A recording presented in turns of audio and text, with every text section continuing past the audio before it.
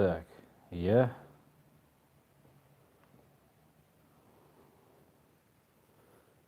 Так, видите меня? Кто-нибудь меня видит?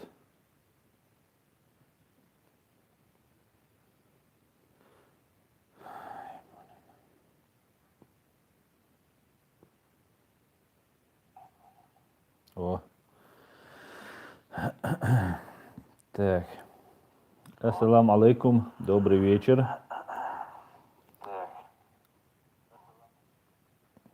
Так, пришел. Рад всех приветствовать. Так, сейчас подождем немного, пускай все соберутся.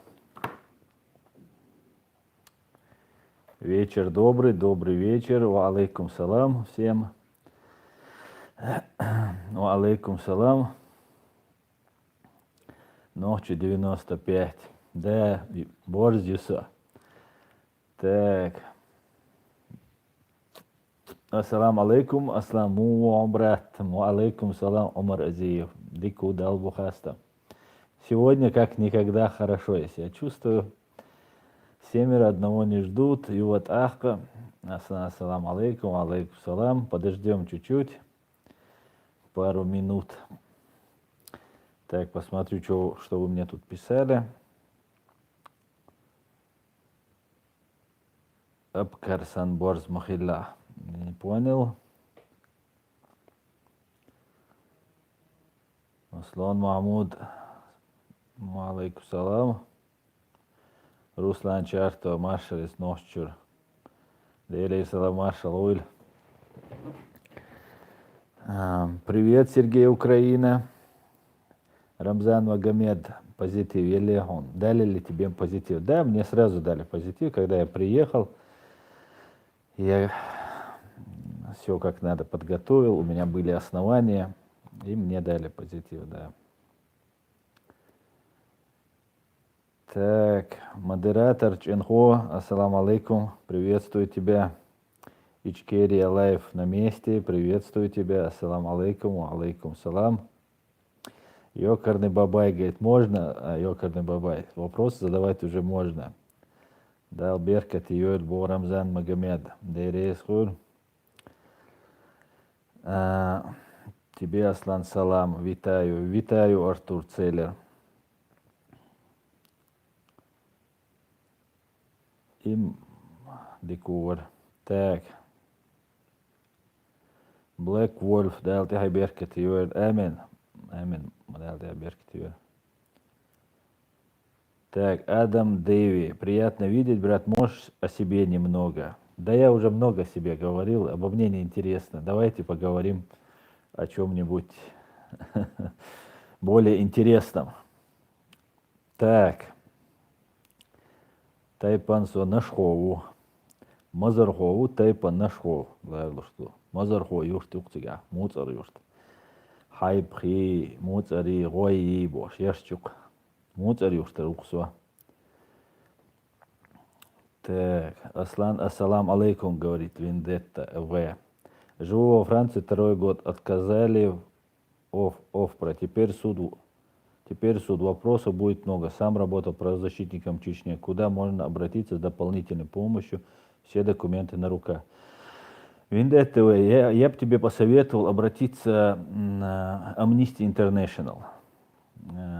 Amnesty International, я с ними сотрудничал еще, когда работал в Москве, и тут я к ним обращался, как бы очень хорошо отреагировали, и в этом плане помогли. Не мне лично, я там помогал человеку в связи с тем, что я не имею возможности нанимать адвоката, нанимать переводчика. Я обратился к ним, они мне, Amnesty International Гамбурга, я обратился, они отправили в Берлин, их главный офис, и они как бы посодействовали. Нашли адвоката и так далее. Так, ассалам алейкум, говорит Динарг. Удачного стрима. Ва алейкум салам. Баркал. Юрка Дубок. Аслан, как тебе результаты выбора в Украине? Ну, я скажу, что украинский народ победил. Мы же не за Порошенко, мы не за Зеленского, мы за украинский народ. И чего скажет его величество народ, его мы и поддержим. Мы за свободных украинцев, которые себя показали таковыми, которые вышли в 2014 на акции и так далее. Помогли и свергли, и дальше тоже будут свергать. Так, непримечательный канал. Почему ичкерийское, в кавычках, правительство в Европе не помогает иммигрантам-чеченцам? А что ты сделал для правительства? Непримечательный канал. Что ты сделал? Вот говорят, там случилось что-то там с Мализаевым, Микаилом. О, почему правительство не помогло? Это. А где вы? Где мы, общество, гражданское общество, которое помогает нашему правительству? Лично Закаев должен приезжать там, к Мализаеву, там, к другим. Вы сами думаете? Так, ничего, ровно так же. Ну ладно, этот непримечательный канал, я тебе ответил. Супер Бэтмен, дядь Аслан, каким видом спорта занимались в юности? Как относитесь в целом к спорту? Занимаетесь ли сейчас? Супер Бэтмен, я занимался разными видами спорта. Я занимался боксом, гимнастикой и уважаю спорт, очень люблю спорт. По мере возможности занимаюсь, но сейчас особо не удается. Так, где сейчас Адам Осмаев? Адам Осмаев, говорит Роберт Муту. Адам Осмаев в Украине.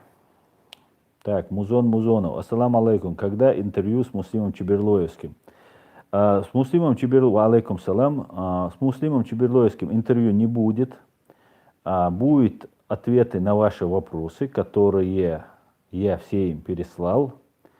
В связи с обстоятельствами кое-какими Муслим пока не смог на них ответить, но я уверен, обязательно ответит. Как бы планировалось ответить на вопросы на чеченском языке для чеченской общественности, потому что он много дает на русском языке интервью, и хотел он именно поговорить с чеченцами. Но много вопросов поступило от украинцев. Я не знаю, как он ответит на все или нет, потому что у него в планах было отвечать там, на чеченском языке. Вот так был изначальный план. И я об этом предупреждал. Я говорю, ребят, он будет говорить на чеченском. Поэтому, как он сможет, он ответит, и обязательно я на своем канале вывешу его ответы. Горец 06. Ассаламу алейкум. Дикса гуа аслан. Ва алейкум салам. Говорит, я хороший человек. Ты меня не знаешь, говорит. Кидика ватсо. Так, Халид Гилаев говорит, зацепиться до варианта Германия как беженец. Возможно ли зацепиться в Германии как беженец?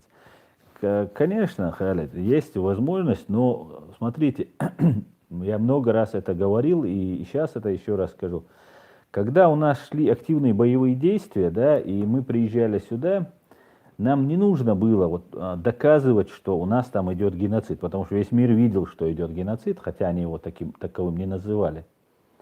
И нам достаточно было прийти и сказать, дайте нам позитив, я вот там из-за взглядов своих уехал.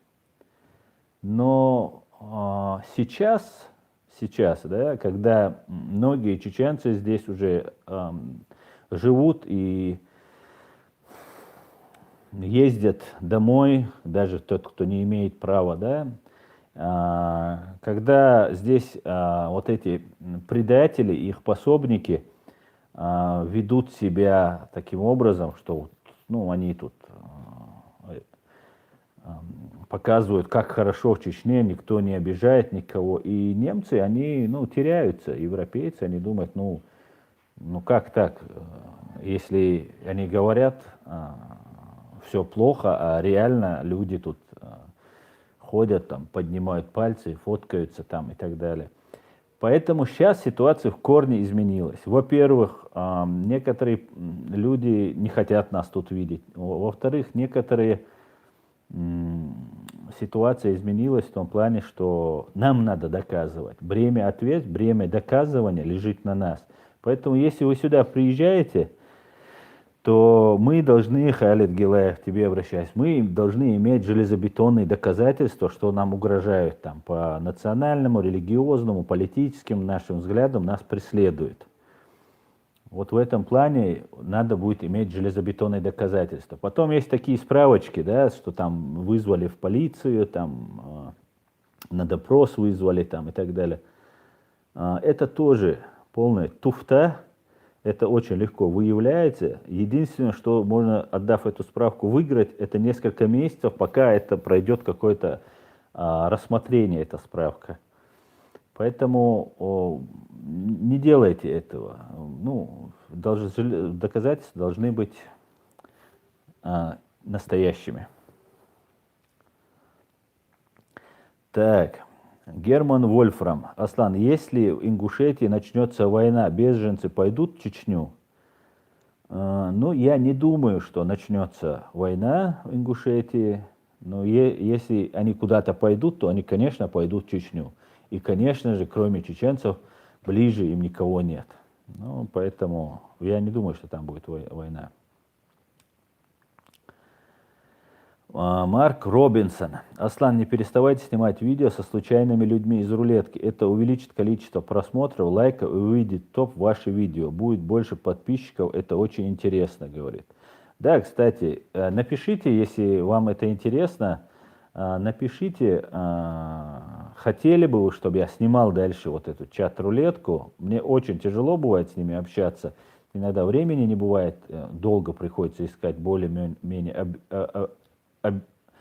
адекватного, но при всем при этом, если вам интересно, конечно, я буду снимать видео в чат-рулетке. Так, дальше.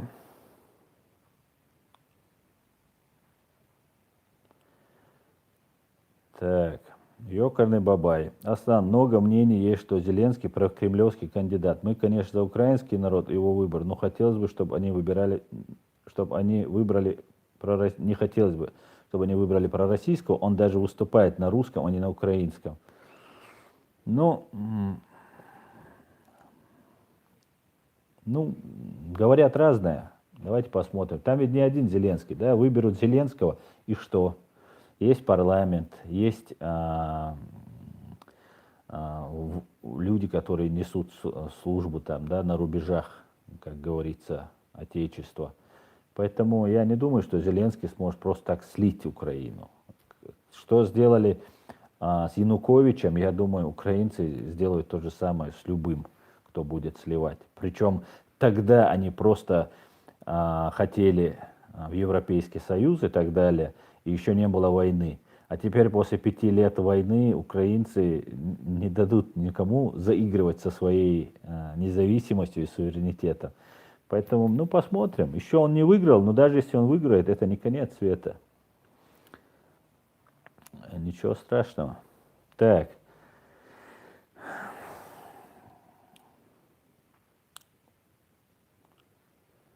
Может быть, да.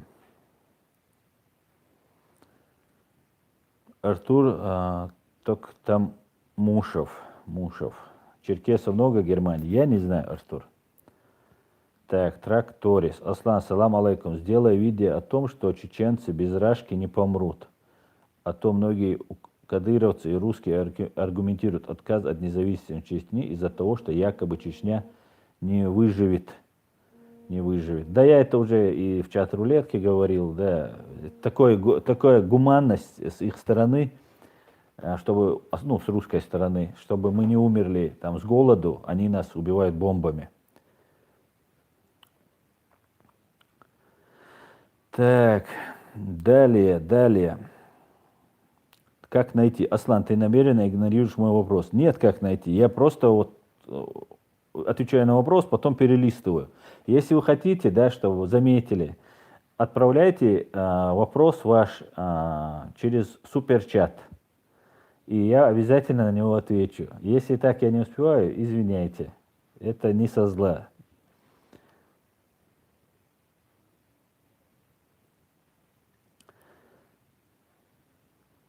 Так, Freedom Чечня говорит, Аслан, снимай видео расследование, а не чат-рулетку.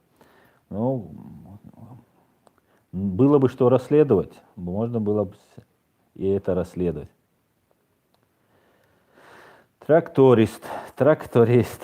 Аслан, когда думаешь, произойдет деоккупация Ичкерии? В ближайшее время. Я абсолютно уверен, что это произойдет в ближайшее время. Точно сказать, конечно, никто не может об этом. Это зависит от многих факторов, от многих обстоятельств, и все складывается в нашу пользу. Другой вопрос, что мы делаем, чтобы быстрее это произошло? Халид, ассалам алейкум, брат Аслан. Как можно в Гамбурге с тобой увидеться? Я в Виленбурге живу. Ва алейкум салам, Халид. У меня есть там e-mail, пиши, если есть какие-то вопросы. Встречаться у меня не всегда получается, поэтому вот так вот.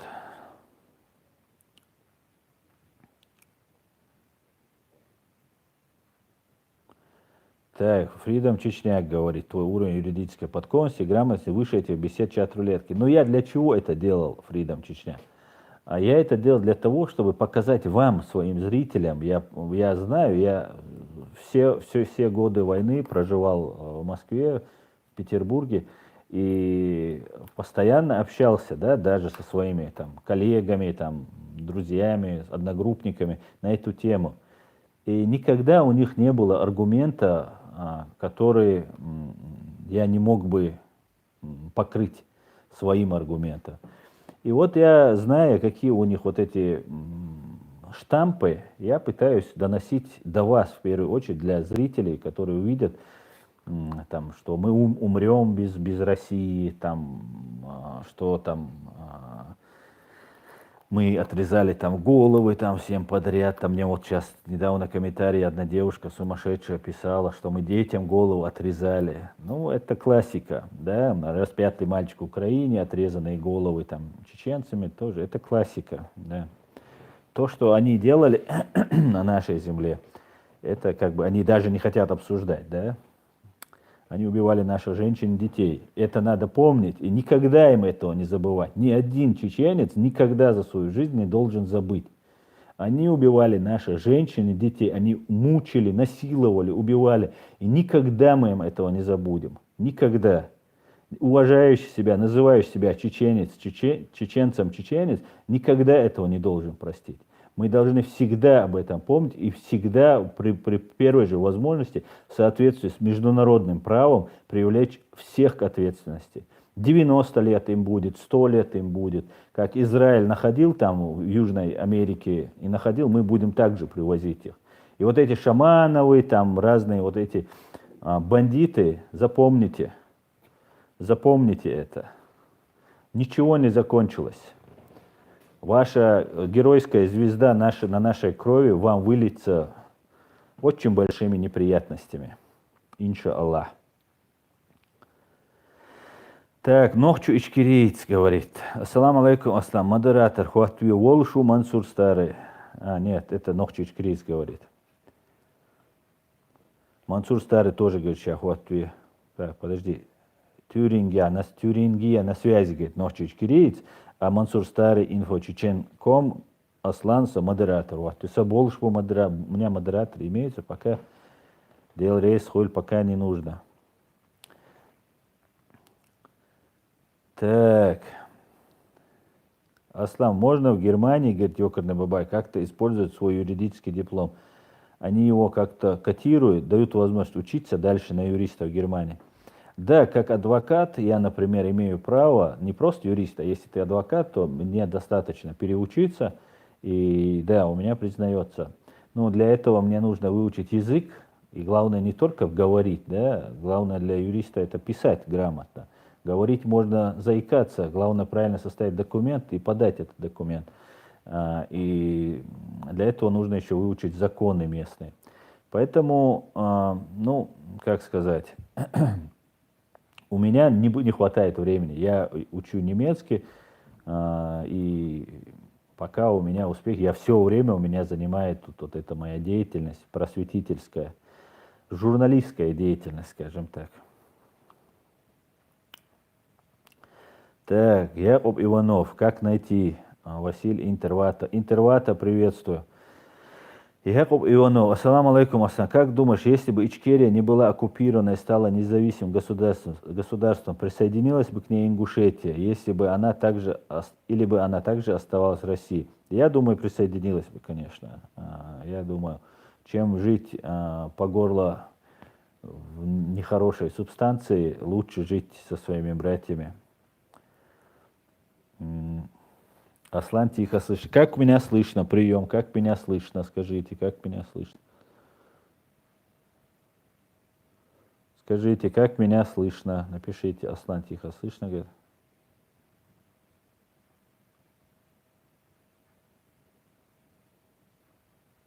Отлично, отлично, хорошо, нормально. Ну все. Так, Топ-Ган. Аслан, как решить осетино-ингушский конфликт? В соответствии с международным правом. По-другому никак не решить этот вопрос. Карл, кто это задал вопрос? Топ-Ган задал вопрос.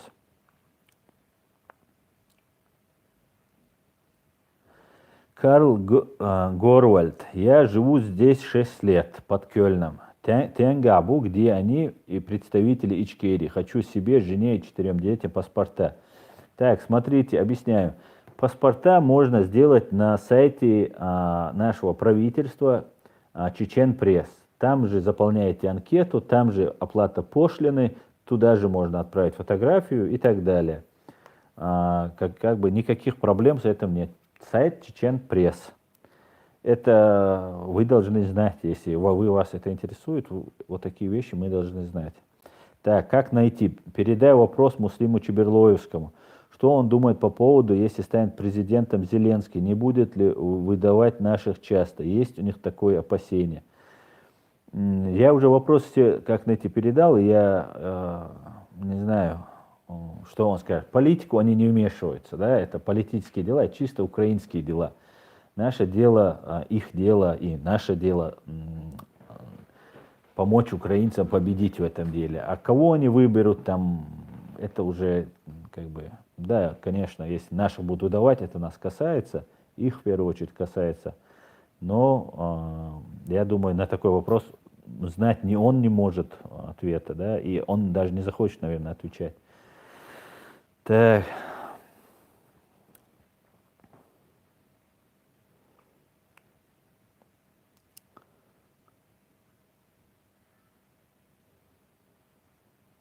Так, Муслим Шишани. Ассаламу алейкум, Аслан, как с тобой связаться? Со мной можешь связаться под описанием видео.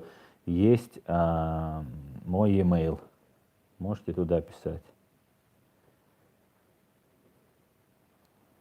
Аслан Рейс, Хулел Хунса, ваш ногчи прикол. Масан Хуль Аллах Рейс, ногчи антиприкол. Так, все мои эти модераторы в сборе. Позавчера только один трудился. Вот, спасибо, Интервата. Вот мой email как раз находится. reality.ichkeria@gmail.com. Так. Пень Московский говорит, Аслан, не связывайся со старым Мансуром, он воровской идеологии придерживается. Понятно, воровская идеология. Что это такая за идеология? Против коррупции. Аслан, считаешь ли ты, что воюющим чеченцам надо возвращаться с Украины? Нет, я не вижу никаких поводов, оснований куда-то возвращаться.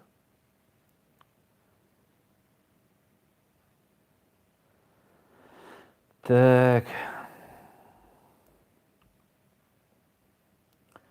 Фридом, Чечня, этих Темишевых и прочих не пускают в свой круг, Аслан. Темишевых мы точно не пустим, за это можешь не сомневаться. Почему я русский, постоянно смотрю реалити и Тумсо, говорит отец Тихон. Не знаю, отец Тихон. У русских, да, это заведено только русских смотреть, да, чеченцев смотреть нельзя. Ну, не смотрите, если не заведено. А если заведено, всех смотреть, смотрите. Хотя все русские разные. Так, Аслан, 7 Семит. Аслан, что вы думаете о Хоже Ахмеде Нухаеве? Ответьте. 7 Семит. Я ничего не могу сказать Хоже Ахмеду Нухаеву. Я знаю, что он бизнесмен, разных в прессах под разными там сомнительными статьях его про него пишут, ну, и пишущие сомнительные, и о нем сомнительно пишут. Поэтому к чему верить, кому верить, в принципе, я не знаю. Поэтому я не знаю ничего про него. В войнах 2018. Ты не прав, если считаешь, что один Закаев во всем прав, а все остальные не прав. Почему же в войнах? Знаете, вот я сейчас иногда там мне задают вопрос про шариат, там, про другое, там, про легитимность нашу. И я не утверждаю, что я все знаю и что я последняя там истина, последняя инстанция. Я считаю, что на сегодняшний день Закаев является юридически легитимным представителем нашей власти, нашего государства. Все. Все. Прав он, не прав, это отдельный разговор. Если он делает ошибки, давайте соберемся вокруг него. Давайте, признавая его. Вы же признаете не Закаеву, вы же там не уполномачиваете его в короли. Вы свое государство признаете. Соответственно, если есть юристы, давайте рядом станем юристами, будем помогать нашим беженцам, которые есть. Да? Есть журналисты, давайте делать журналистскую деятельность. Есть там переводчики, другие, третьи, кто есть, бизнесмены. Ну, давайте делать. А так, ну, можно, конечно, сказать, он, конечно, может быть, это человек, как ты и я, он человек. Поэтому я не считаю, что Закаев во всем прав, но я считаю, что Закаев является легитимным представителем нашего государства. Другого нет. Это надо понять. Если хотите, сами разберитесь в этом. Ну, это надо понять, разобраться. И если мы за свое государство. Так, я опять пропускаю, господа, потому что Фридом Чечени, я не сторонник Закаева, но я поддерживаю то, что он знаменосит. Ну, вот и все. Нам не надо быть. Если чем-то вам Закаев не угодил, чем-то он вам не нравится, найдите связи, есть в интернете, его друзья есть, его соратники есть. Найдите, свяжитесь. Вот я что сделал? Я связался, искал юридически, разбирался, кто является законным нашим лидером. И для меня это очень самый важный вопрос был, да. И после этого я предложил свои услуги. Что я могу для вас сделать? Что я могу не для тебя лично, там, Хусейн Исханов, там, Ахмед Закаев. Что я могу для нашего государства сделать? И мы каждый должны это делать. И все.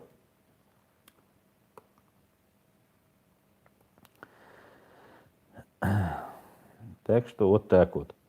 Так, суперчат не у всех разрешен, говорит Алексей Петров. Алексей Петров, если суперчат не разрешен, то вы можете отправить вопрос свой на PayPal. Он у меня написан в описании. Других пока нет, потому что остальное это как бы может быть небезопасно тем, кто отправляет. А я бы не хотел бы, чтобы те, кто мне посылает какие-нибудь там донаты, чтобы эти люди как бы могли попасть в какие-нибудь нехорошие списки. Так, против коррупции говорит, что так, ушел. Так.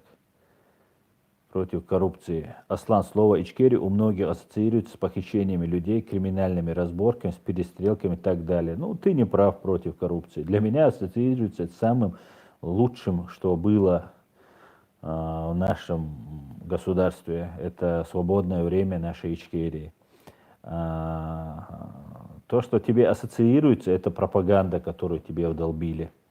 Так, Пенек Московский задонатил. Дался Адойль, Дейрейс Хуль. Пенек Московский. Вот задал бы вопрос, я бы на него обязательно ответил бы. А сейчас, может быть, не увижу твой вопрос. Кстати говоря, у меня есть к вам одно интересное предложение. У меня есть такая мысль. Да? Так, пока можете не писать вопросы, я сейчас сформулирую свою мысль. Смотрите. У меня есть огромное количество информации И здесь, в Европе, находятся наши старые бойцы, которые и в первую войну русско-чеченскую, и во вторую русско-чеченскую сражались, участники многих событий. Так вот, я хочу создать карту места боев в Чеченской Республике. Понимаете, да, как, например, Google Maps. Нажимаешь Google Maps, там, например, магазины, да, где расположен. Нажимаешь магазин, показывает название магазина, там, какой товар там, и так далее. Точно так же нажимаешь на карту, и вот там Ериш-Марды нажимаешь, да, населенный пункт. Там появляется, кто с этой стороны был, кто с этой стороны был, потери, количество, имена командиров, если имеются. Это большая работа, но для этого я сейчас веду переговоры с несколькими людьми по этому поводу, программистами. И вот если это вам интересно, если бы мы собрались бы, да, мы как бы собираемся создать гражданское общество, нам можно было бы собрать средства для того, чтобы создать эту карту. Это было бы, вот они там рассказывают про высоту какую-то, да, где 2000, 3000 там на них шло людей, и они там их и убивали, и убивали, и убивали, и убивали. Они идут и идут, да. И мы могли бы вот этим, просто сделав эту карту, то, ну, опровергнуть любую их ложь. Достоверно собрав всю информацию, сделать вот эту карту, на которой будут указываться все наши боевые действия, все места, где мы воевали. Так что, если у вас есть желание, вы можете на мой PayPal, который написан в описании, присылать деньги. Обязательно там мне, кто может так мне задонатить, а кто захочет именно для этого, для карты, ну или же там карты боестолкновений. Вот указывайте это, и я эти средства именно на это откладываю, для того, чтобы программист занялся этим вопросом, и эту работу надо, как бы, ну, это очень долгая, кропотливая работа, но при всем желании, если мы соберем необходимую сумму, то, я думаю, мы сможем сделать этот проект.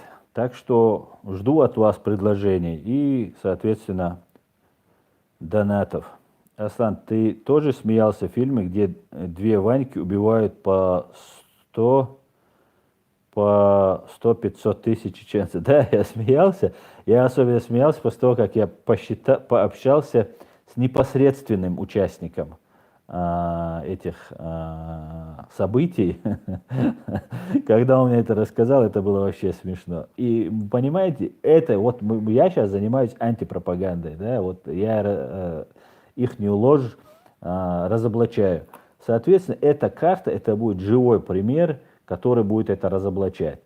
Так, Пенек Московский, ты первый, кто задонатил по этому поводу для карты боев. Вот, смотрите, пришло для карты боев. Для карты боев. Пенек Московский задонатил. Так что присылайте, собирайтесь. То же самое, эта идея я могу посоветовать украинцам, если найдутся хорошие программисты, которые за хорошую, там, за умеренную, за нормальную, еще лучше качественно это сделать, мы с удовольствием воспользовались бы вашими услугами и оплатили бы вам, ну, конечно, чтобы это не были такие заоблачные. Карта должна быть, вот этот сайт, он должен быть, ну, очень качественным, как бы, ну, чтобы, ну, чтобы глаз радовал. Да, Муслим Шишани, наш Адам gmail.com, Аслан, вот это, да, это у меня и PayPal, и можете писать еще туда и письма на электронный адрес. Так, переходим к вопросам. Аслан Алайн Волков. Аслан, здравствуйте, Аслан. Насколько чеченское общество готово к государственности или это наследственный миф? Вы безнадежно отстали от реалий. Что будете вы делать в Ичкерии с религиозными фанатиками? Мы намного больше готовы к государству, чем кто-либо. Мы это показали. Религиозных фанатиков у нас как таковых нет, а те, кто имеется, с теми будем в соответствии с действующим законодательством. Фанатиками любыми, не только религиозными, с любыми фанатиками мы будем в соответствии с Уголовным кодексом действовать, как и положено. Так, Муслим Шишани, я тебе напишу. Счастливое время. Слава Ичкерии и Украине. Героям слава. Так.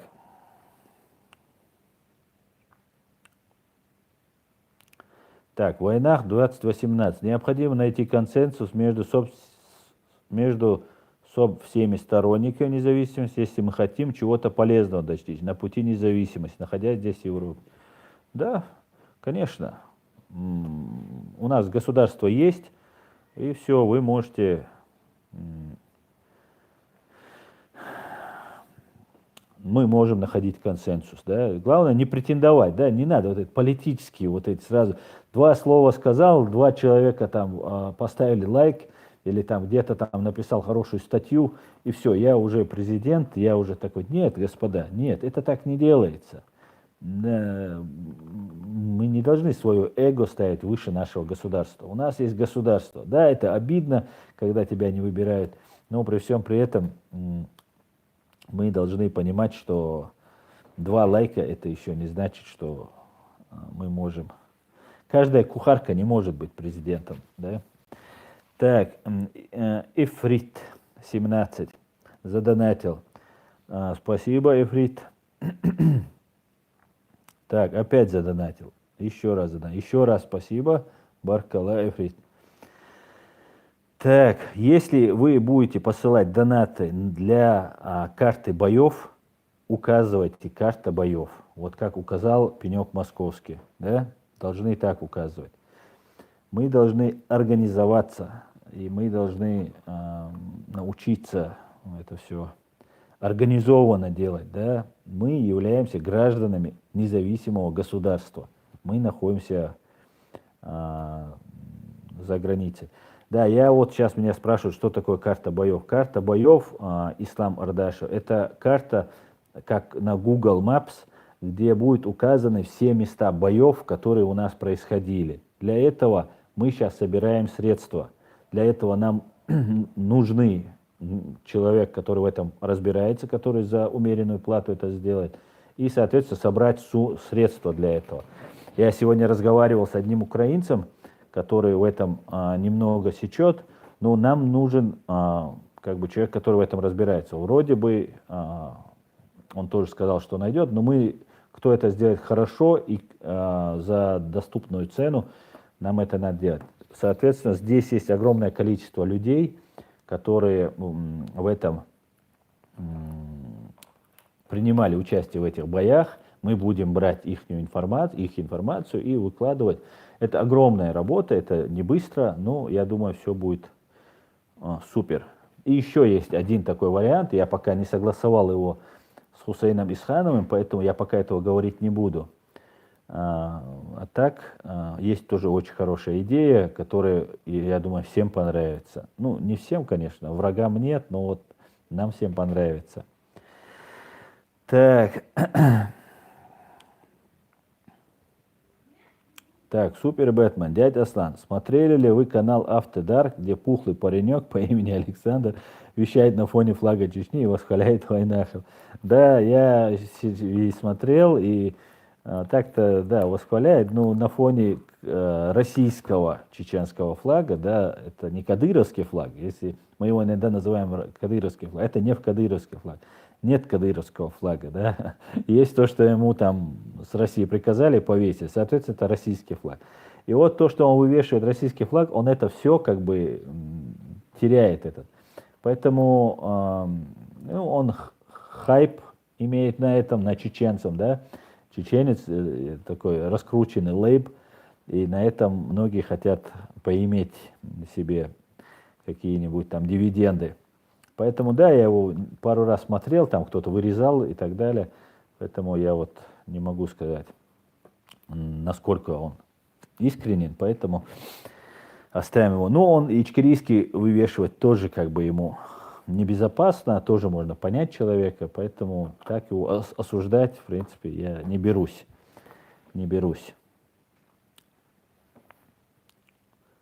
Так, Дик Аблос, удалили сообщение, что-то я под кого-то подстраиваюсь. Он говорит, как найти? Хорошо бы более подробно сделали видос про бой с десантниками на какой-то высоте. Общеизвестные события, о которых Русня придумала живый героизм. Кстати, как найти? Я этот вопрос буду обсуждать с людьми, я обсуждал это с людьми. И ну, не все хотят просветиться, у всех дома родственники. И, как известно, в этом бою десантники, российские оккупационные десантники понесли большие, бандиты понесли большие потери. И я думаю, все, кто в этом участие принимал, они будут преследоваться. Поэтому так, может, человек не выступит, но необходимую информацию, когда мы дадим клич, дадут. Кстати, те, кто принимал в разных боестолкновениях, кто сейчас смотрит, в разных боестолкновениях участие, прошу писать мне и рассказать то, что вы знаете. Как найти, Аслан, сделай правду об этом бою. Да, постараюсь сделать. Ну, я не могу все делать. Ребят, вы не представляете, катастрофически не хватает времени, просто ни средств, ни времени. Я уже все забросил, занимаюсь только вот этой деятельностью, и ни на что не хватает, ни сил, ни средств, ни времени. Так. Так, Сосову спрашивает, Аслан, как ты видишь будущее Нохчичо, вернее, каким ты хочешь его видеть? Будущее, я вижу его прекрасным. Я вижу его в свободном государстве, где у нас будет первое, что я хотел бы, да, я хотел бы, чтобы у нас был независимый абсолютно суд, никакой коррупции, да, чтобы мы уважительно относились к нашей государственности, там дядя, тетя, брат, сват, там на работу мы не брали. В этом плане я вижу здесь, вот в таком ключе наше государство. Так, Дудаев Алхазур. Аслан, в Берлине живет мужик, который 2 недели провел в заваленном подвале в село Саадикута с Гилаева. Потом ночью выходил оттуда несколько дней. Поговорил бы с ним. Дудаев Алхазур, если он хочет поговорить, пускай пишите мне на e-mail. В описании есть e-mail. С удовольствием поговорю, запишу. И для карты, которую я еще отдельно еще сделаю еще раз анонс, обязательно эта информация будет нужна. Нам нужна вся достоверная информация о боях и в Первую войну, и Вторую русско-чеченскую войну. Так, Дышный спрашивает, или не спрашивает. Аслан, ассалам алейкум. Он говорит, что он президент Ауха. Почему против Ауха все равно не в составе нашей республики? Я не вижу проблемы, чтобы кто бы то ни был недоволен тем, что провозгласил себя президентом. Алейкум салам. Я не знаю, о чем ты.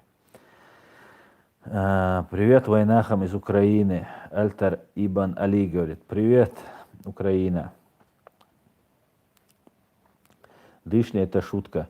Так, Нохчи антиприкол. Мне нравится эта идея карта боев ЧРИ. Да, так и назовем ее. Карта боев ЧРИ.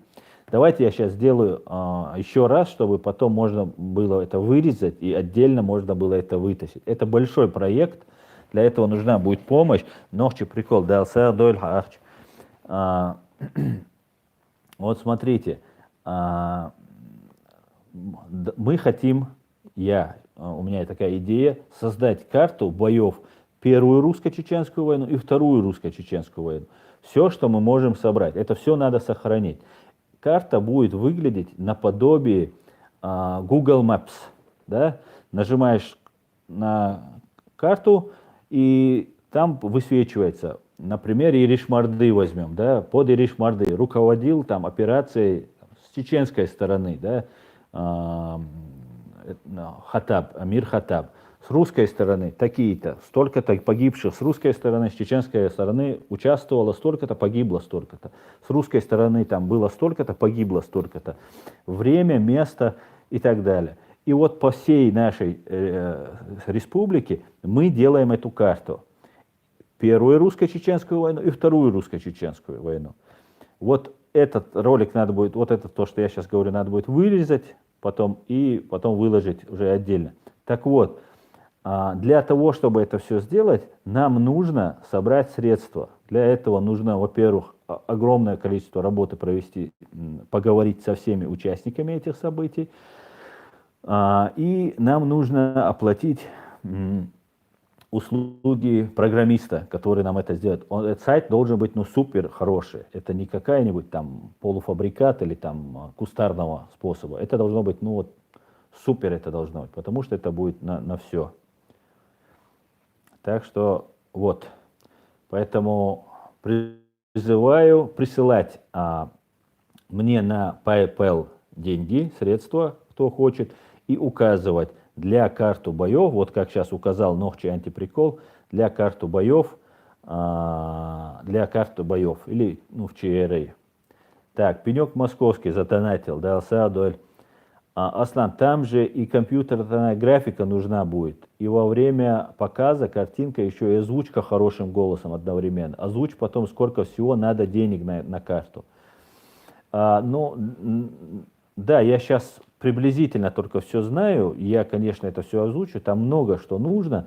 И самое важное, что нужно, собрать потом информацию. И этот проект, он такой, глобальный проект. Да, это очень важный такой проект. Потом есть еще один проект, я вам в пятницу, у меня будет следующий стрим, этот проект я вам тоже представлю. Этот проект, такой, он юридическо-правовой проект, который нам тоже всем нужен.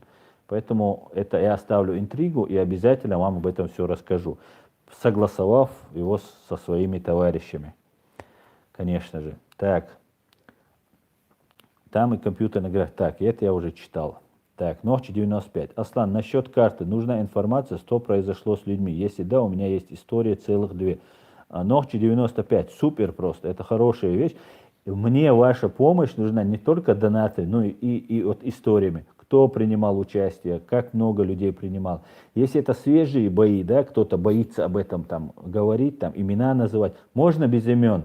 Бой, то, что был там в прессе проходило, мы это знаем. Можно не называть чеченскую сторону имен. Мы, например, там уничтожили какую-нибудь колонну, да, допустим, и не называешь, кто, говоришь, там принимало там столько-то, и так далее, человек. Как можно? Все со мной обсуждается. Я полностью гарантирую конфиденциальность, если только не вскроют меня не атакуют хакеры, у меня не вскроют.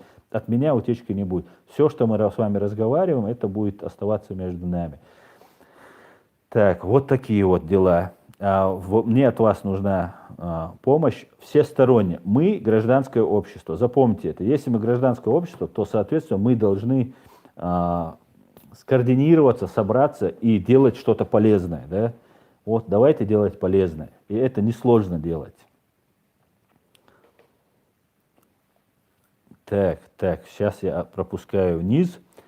Так, Мухаммад говорит, Аслан, ответь, что думаешь про мое предложение выше. Мухаммад говорит, я и пропускаю это все, и я не знаю, ты повтори тогда этот вопрос. Поэтому я это уже все не буду искать, потому что сейчас запутаюсь. Дальше будет очень много вопросов. Можно будет, Нохчи 95, можно будет по телефону связаться, я открыт для общения. Да? Просто у меня не бывает времени просто о чем-то поговорить. Конкретно по этому предложению, да, я готов со всеми общаться и разговаривать. Аслан, это хорошая задумка, да, лахтуболь, да и рейсхуль. Так. Пенек Московский говорит, в 96-м году я ездил Алирой к сокурснику, у него ракета убила всю семью в доме его. Кстати, на этой карте, да, я еще, может, не все рассказал, что у меня в голове. У меня будет не только карта боев, но и карта военных преступлений русских. Вот как сейчас говорит Пенек Московский, что вот там попала ракета и погибла вся семья. Это чисто военные преступления. Соответственно, мы будем указывать например, 2 сабли сомкнутые сражения. Это место боев. И где например, пожар или какой-нибудь красный полумесяц, это место военных преступлений или где оказывалась медицинская помощь. Вот такого плана будет работа. Поэтому над этим надо будет работать. И об этом мне нужны помощники, ребят. Не просто советчики, да. Мне много кто советует. Ну, нужны реальные помощники, да, реально, кто будет этим заниматься. Так.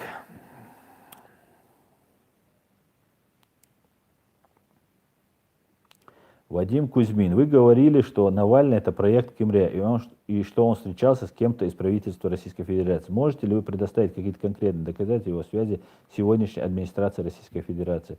Нет, я не могу, Вадим Кузьмин, вам предоставить доказательств, поэтому для этого мне надо будет раскрыть свой источник информации. Свои источники информации я не разглашаю, только в суде, в случае острой необходимости, если им не угрожает опасность, я это делаю.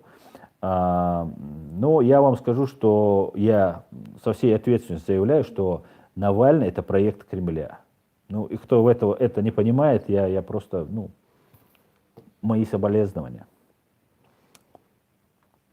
Так, выход, Ипполит Матвеевич, выход с Грозного в 2000 году.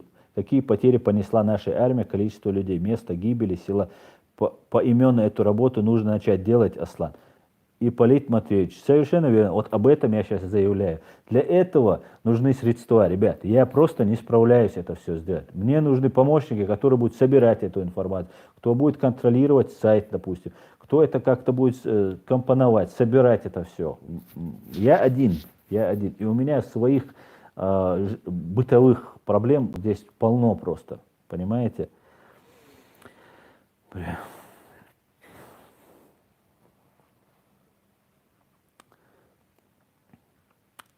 Супер Бэтмен, дядя Аслан, такой вопрос. В 96 году были Олимпийские игры, где Буайсер Сати стал чемпионом, выступая за Россию. И в то же время Россия бомбила Чечню. Какое отношение к этому у вас?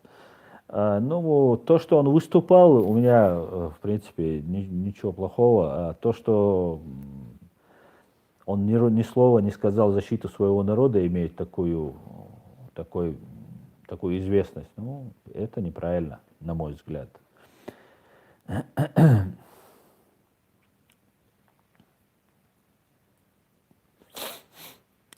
Так, господа, смотрите, вы мне сейчас сюда закидываете предложение, сделай это, сделай это, сделай это. То, что вы мне сейчас закидываете, оно тут останется. Я прошу вас, то, что если у вас есть идеи, и не просто идеи, да, идеи-то и у меня возникают, идеи надо реализовывать. Вот я вам сейчас сказал идею. Если вы хотите помочь, помогайте средствами и помогайте, вот если у вас есть информация по этому поводу. Если вы хотите, присылайте мне на почту, пишите на почту, вот правильно говорит обычный чеченец. Пришлите на почту. Я знаю это, да, там, например, про Ириш-Марды знают все, там, видеосъемка, все есть, другие бои, где кто погиб. Это все надо систематизировать, это надо все собрать. Господа, просто так, если вы мне будете сейчас давать советы, мы вот останемся, это все останется тут, и дальше никуда не уйдет. Эдуард Мамед, извините, хочу сказать, что она работает в ФБР, а мы в разводе. Так, это я не знаю. Евгения Зорина, почему Кавказские республики не объединяются сами между собой для борьбы с кремлевской оккупацией? Да, мы объединились, мы воевали 20 лет. Что-то я не видел русских, помогающих нам, за исключением единиц. Русским надо было помочь нам. Почему русские? Да, у меня вопрос, почему русские, например, почему украинцы? В первую очередь русские, которые нападали на нас, почему они не вели у себя внутри страны борьбу за то, чтобы не убивали наших женщин, детей. Мы пережили геноцид, на минуточку. Под молчаливое согласие, а иногда одобрение российского, в первую очередь, русского народа. И мы это никогда не забудем. Да? И можете меня называть там русофилом, русофобом, или как там, русофобом. Да? Нет, я не русофоб. Я очень хорошо отношусь к русским. Но я знаю, кто виноват в геноциде. И за этот геноцид Россия должна ответить. В первую очередь, это русские должны понять, что они должны ответить. Но я что-то не слышу русских, которые призывают наказать. Появляются единицы какие-нибудь, и они для нас, кажется, или он сумасшедший, или он засланный, потому что это до того редкость, эти святые люди для нас редкость в вашем народе. И Украина тоже тогда, в том числе, я могу сказать, да. Аслан, каким ты хочешь видеть государственный строй Ичкерии, законодательство, суды и так далее? Я Сову спрашивает. Я хочу видеть Ичкерию в соответствии с нашей Конституцией. В соответствии с нашей Конституцией. Так, я хочу, чтобы мы стали полноценным. Чечня находится территориально в европейской части евразийского континента, да. И я хочу, чтобы мы стали полноценным членом Евросоюза. Я хочу, чтобы у нас были технологии, чтобы у нас медицина была, да, чтобы не мы приезжали в Германию лечиться, а чтобы немцы приезжали к нам лечиться в том числе. Я хочу, чтобы у нас была наука лучшая. Я хочу, чтобы наши парни изобретали компьютеры, роботы, вертолеты и так далее. Вот что я хочу. Я хочу, чтобы мы развивались. И у нас есть огромный потенциал. Чеченцы, самое наше хорошее качество, мы очень конкурентоспособны. И я хочу, чтобы вот наша конкурентоспособность пошла во благо, чтобы мы ее использовали.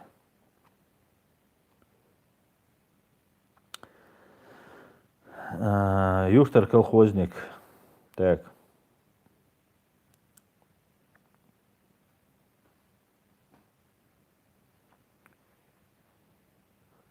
Муса Адегов говорит, ишт мачо блокируешь, хеттак али иш ёлш, да, скуча. Уважаемые модераторы, я вас прошу не блокировать всех подряд. Блокируем только российскую вот эту путинскую прихвостней и оскорбления. Что бы ни писали, я сам отвечу на какой хочу, на какой не хочу вопрос. Или там, если кто-то подряд эти вопросы засылает, тогда тоже. Так, я вас прошу, не надо всех тут разгонять. Я понимаю, вы устаете, но это наши зрители, которых мы должны уважать.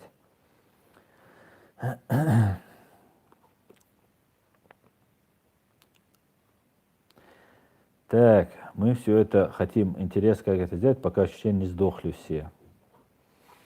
Юштар колхозник. Аслан, у твоих модеров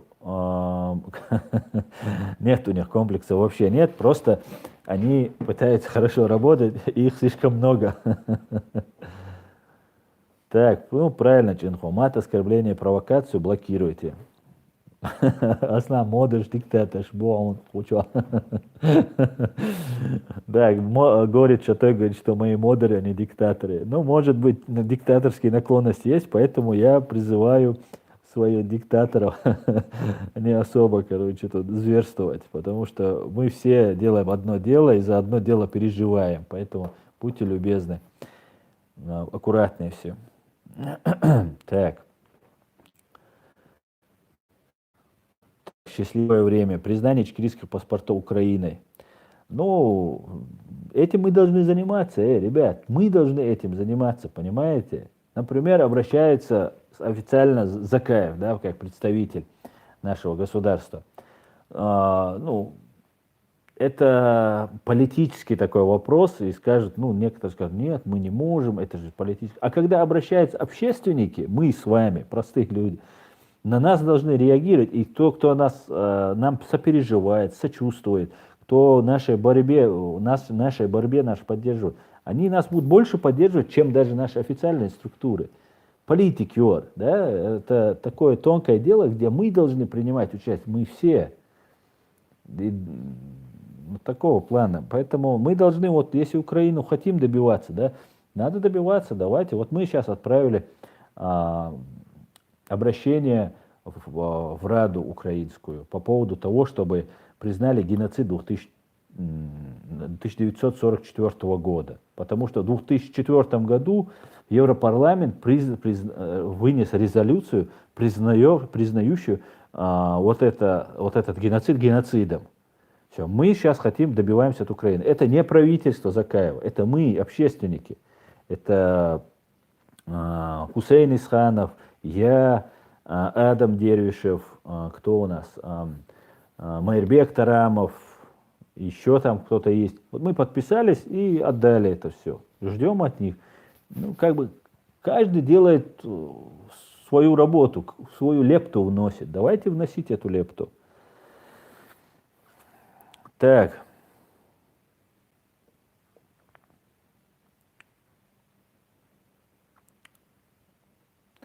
Юртер колхозник. Аслан, твое мнение насчет ингушских митингов. Не считаешь ли ты, что там обострение чеченофобии у так называемых братьев? Ну, во-первых, Юртер, они не так называемые, а на самом деле наши братья.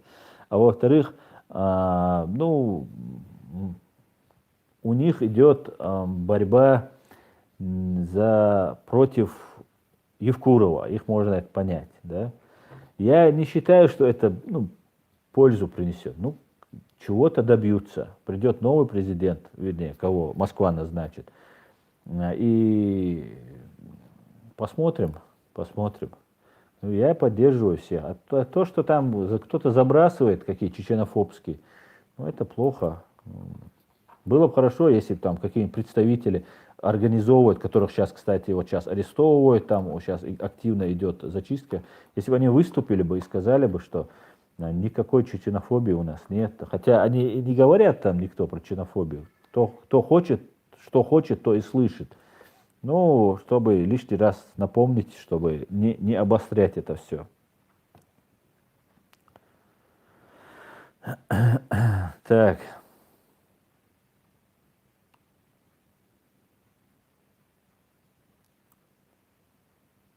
Так, Эдуард Мамедов, еще раз попробую задать свой вопрос. Как вы думаете, все чиновники должны проходить детектор лжи? Ну, смотрите, я вам скажу, этот детектор лжи, он называется психофизиологическая экспертиза, это называется, да. Психофизиологическую экспертизу, этот детектор, да, так называемый детектор лжи, его можно обмануть. И он в суде не считается доказательством, да. Человек может просто изъявить желание добровольно пройти психофизиологическую экспертизу и, ну, как бы довесок к своим словам. Но это не является документом, доказательством на суде. Поэтому я не знаю, можно же будет обхитрить, какой смысл тогда проводить? Лучше смотреть на его репутацию этого человека, да? Лучше пускай взять из народа человека, который не является там, профессиональным там, политиком, взять его в эту среду и вокруг него собрать, ну, честного человека, да, у которого хорошая репутация, и собрать в него, собрать вокруг него профессионалов, чтобы он не давал воровать, и то, если это ему удастся. А так, ну, психофизиологическая экспертиза, ну, я не знаю, поможет она или нет. Так, удаляю Барзаев канал, задонатил, дался Дуэль Борз. За мир и братство среди войнахов. Аллах барца бойл войне. Амин, амин. За мир и братство среди войнахов. Полностью тебя поддерживаю. И нам не нужно лить. Да, есть обиды, когда какой-нибудь там скажет там, ну, блогер или еще кто-то гадость, пакость про там ингушей или там ингуш про чеченцев. Это из-за скудоумия. Это не делает чести. Нам поддерживать нельзя это ни в коем случае. Если я, например, сейчас начну говорить про биноевца что-нибудь там, или там про чинхоевца, какую-нибудь гадость вы скажете, что вы мне скажете? Ты что за всех говоришь? Если ты кем-то недоволен, говори как-то. Точно так же и ингуши должны относиться, если кто-то про чеченцев говорит, сказать, свободы, сац. И мы должны относиться, когда кто-то говорит про ингуши, свободы. Просто это же, ну, глупо. Салам алейкум, император 137. Салам алейкум, чеченпресс.ком или нет? Полный адрес Мудусу, чеченпресс. Я сейчас не знаю, чеченпресс.ком. Чеченпресс.ком, по-моему. Я сейчас надо искать в интернете, я сейчас вам не скажу. Так. Проходимец 95. Аслан Тайпан, Чингон Ватсу спрашивает. Нет, я Нашхо Тайпан.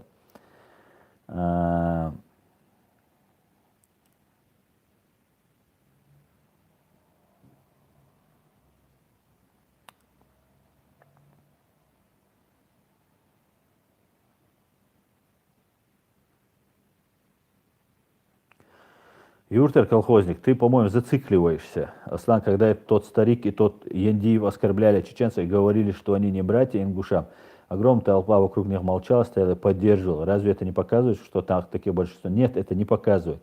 Вокруг него там стояло там 10 человек, там 8 человек, 15 человек. Это были все его родственники, там, из Тейпа его и так далее. Ну и такие же, как он, наверное. Да? А ингушей мы знаем сотни тысяч. Поэтому, Мадитич, давайте не будем сейчас обсуждать. Я вас прошу, да, давайте не будем. Давайте мы будем поддерживать тех, кто сплочает, а не разъединяет нас. Так. При новых технологиях обмануть детектор лжи очень трудно, говорит Эдуард Мамедов. Ну, я не знаю, я уже лет 5 уже не соприкасался с детектором лжи, поэтому не могу сказать.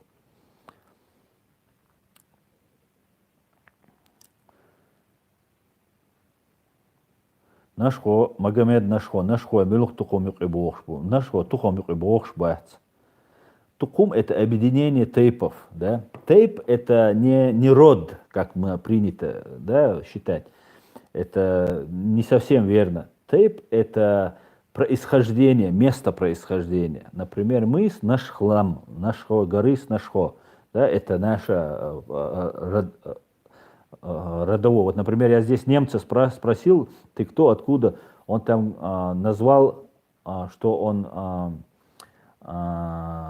откуда он назвал. Да? Он чисто немец, и он рассказывает, откуда он. И сын вот такого же плана, Тейп — это не наш род, это место нашего происхождения, откуда мы, с Нашхи. И в этом плане я это так понимаю.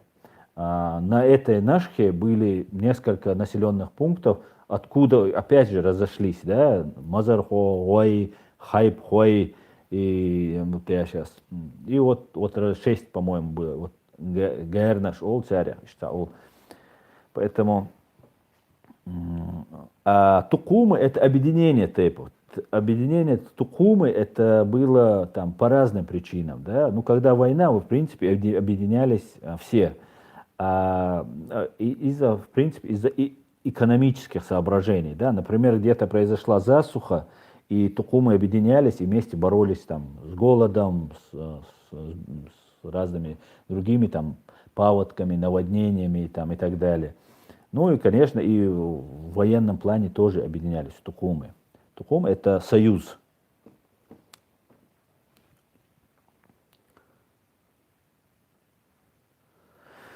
Так.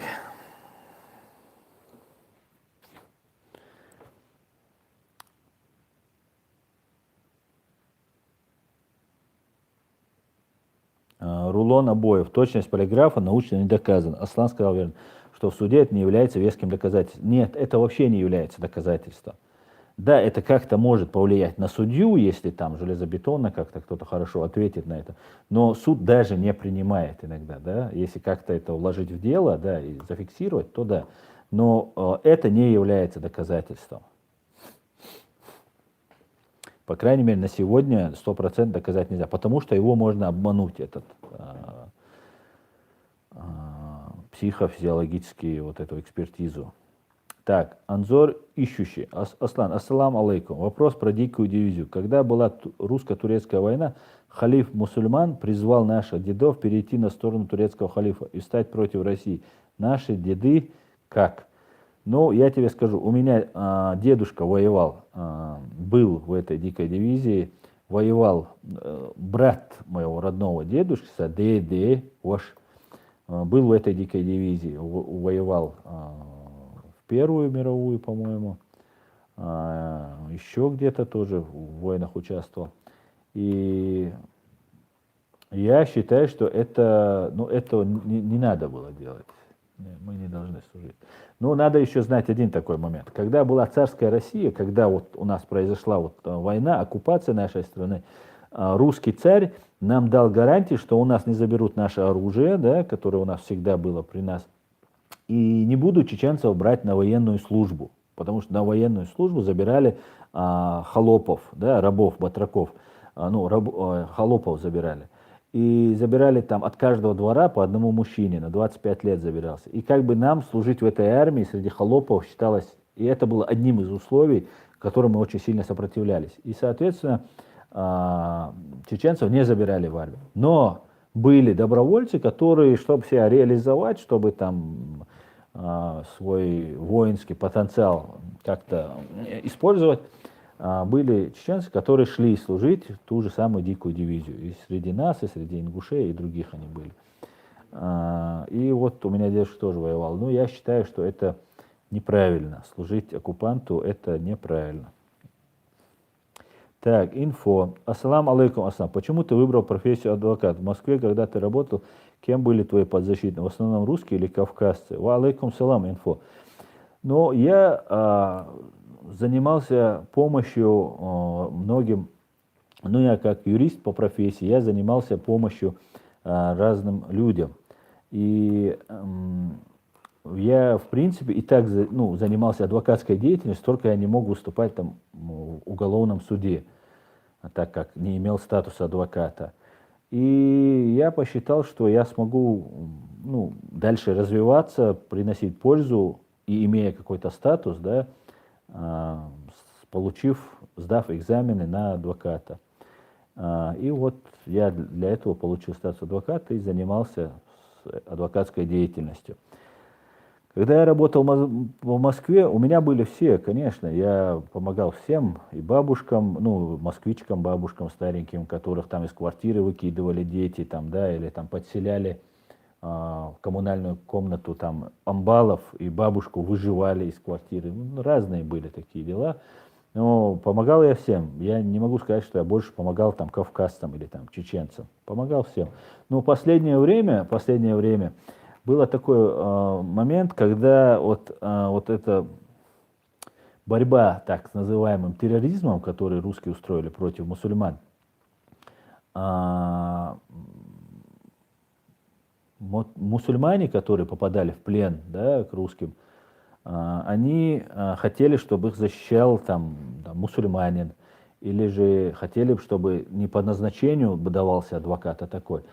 И не каждый брался за таких дела, да, человек, который обвиняет в терроризме, там, ваххабизм, террорист, там, что только на него не вешают, и там боялись адвокаты браться, да, или которые брались, некачественно выполняли свою работу.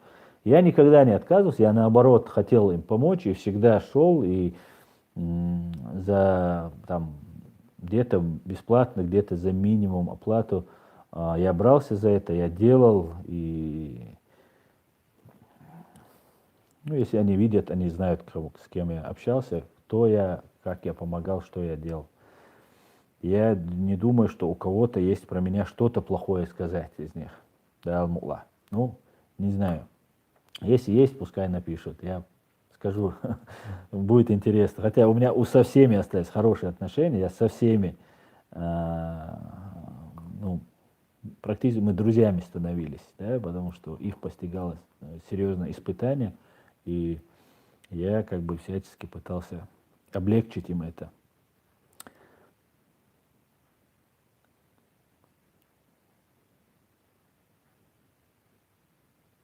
Хожа Насреддин. Основа на остал и статья и кида совол шон. Я, говорит, если нужна помощь, статью написать и так далее, я готов. Нам вот для этого надо объединяться. Господа, друзья, сограждане, все украинцы, русские, и тем более чеченцы, ингуши, дагестанцы, которые наши кавказцы, которые мы находимся в полной оккупации,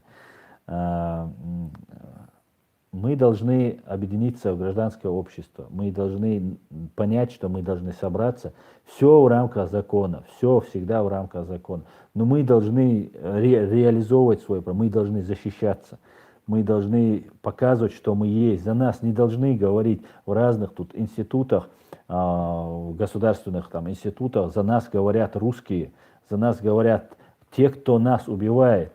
Это вообще у вас в голове вообще укладывается? Как мы можем сидеть, когда за нас те убивают? Да, некоторые из нас реально наши друзья, которые нам помогают. Но в основном наши враги за нас говорят, которые нас убивали, сотнями тысяч нас убили. Мы должны сами за себя говорить, каждый где может. Мы должны всячески пытаться донести.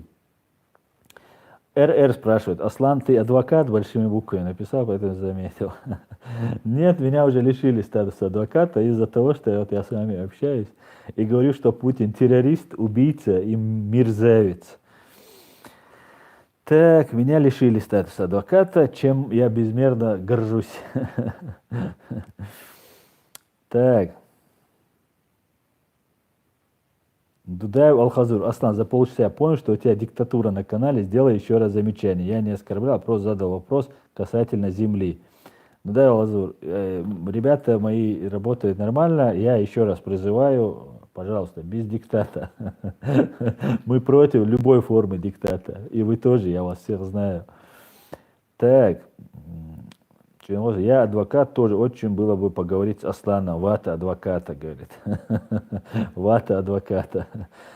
Совместный эфир с Минкаэлом не планируется? Нет, Артур Бергман, не планируется. Обычный чеченец. Эдуард Мамедов. Будут списки, не переживать. В Чечне народ уже будет знать, кого куда.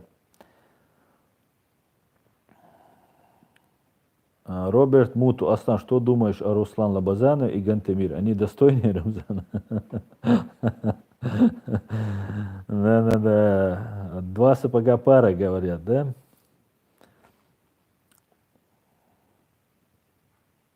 Так, леди, ответит Дебош. Так, подождите, какая леди? Где я пропустил леди?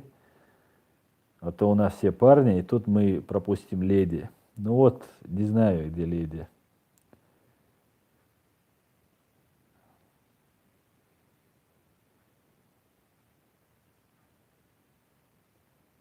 Короче, леди, пишите еще раз, если есть вопрос. Так. Борз, удаляю Барзаев канал. Аслан, я боюсь, что если будет третья война, то нам придется намного тяжко. Будет страдать наш народ. Как быть?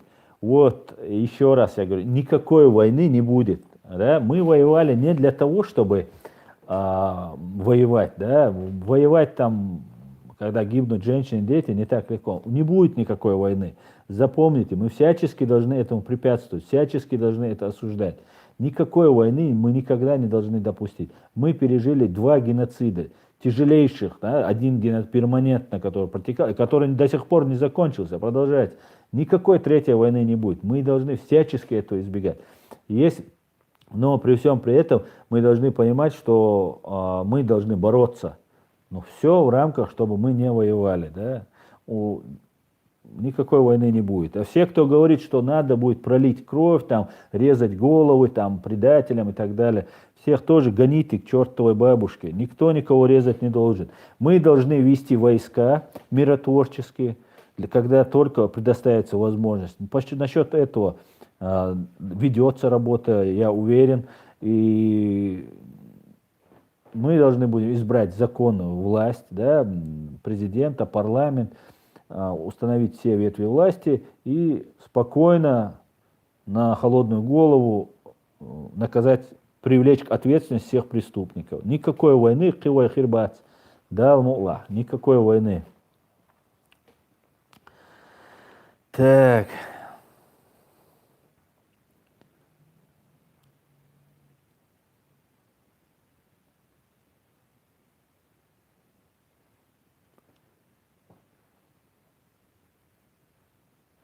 Жорж Харрис, ассаламу алейкум. В Казахстане сейчас 3 час ночи, приходится ставить время на будильник, чтобы не пропустить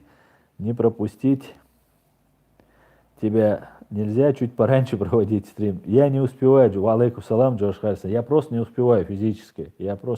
Мне надо как-то и в спокойной обстановке все делать. Только вот в самое ближайшее время, когда я могу, это 9 часов по Берлину, да? Я приношу свои извинения.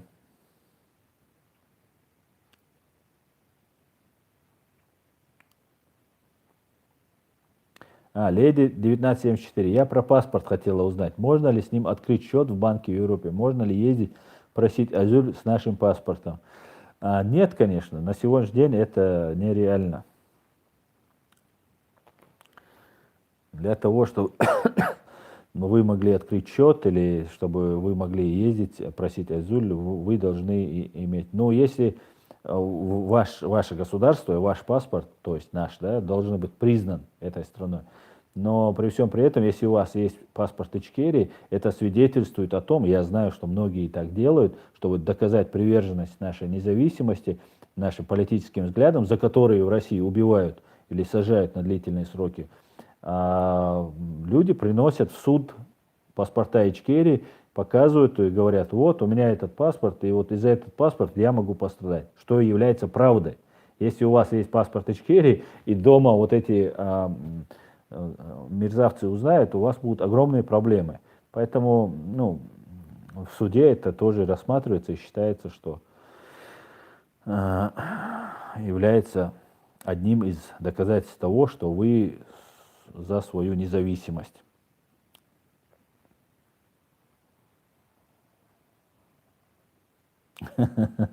Юртер Колхозник. Аслан, давай немного передохнем от серьезных вопросов. Скажи, как ты считаешь, кто в дуэте Леннон-Маккартни был более талантливым?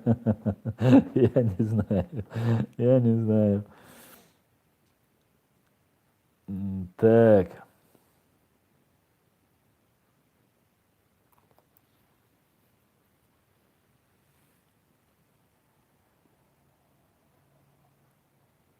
Дик Аблас. Сегодня оппозиция к Путину ждет, как они окажутся в Кремле и начать зачищать Чечню от Кадырова. Точно так было в 94-м, потом в 99-м, тогда очищали от Дудаевца и Масхадова. Да, Дик Аблас, я общался с этой оппозицией, так называемой, да.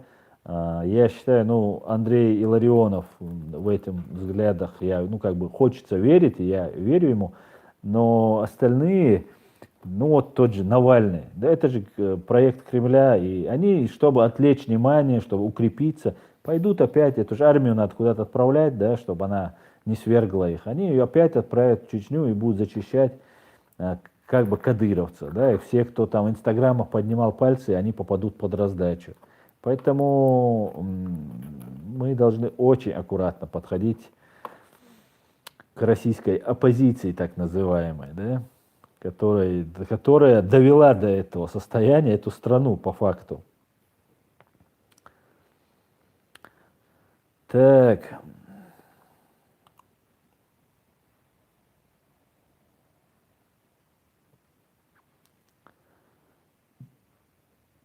Аслан инфо спрашивает. Аслан, чат рулетки больше не будет? Будет, чат рулетка будет, да, даст Бог, будет. Я просто не успеваю.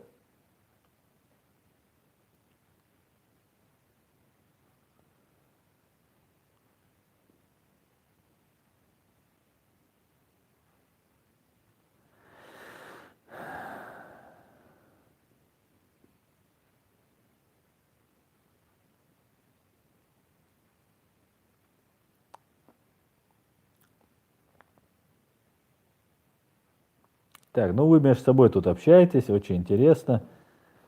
Я не знаю, как без визы. Без визы попасть, Демхаев спрашивает, как попасть в Европу без визы. Без визы попасть — это нарушение законодательства. В этом я помочь не могу. Законодательство я нарушать не могу. И никому не советую.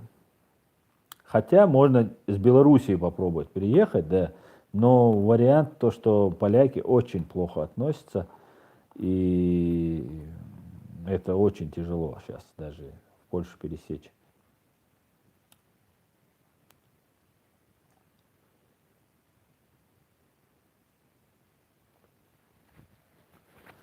На Беларусь, два штата.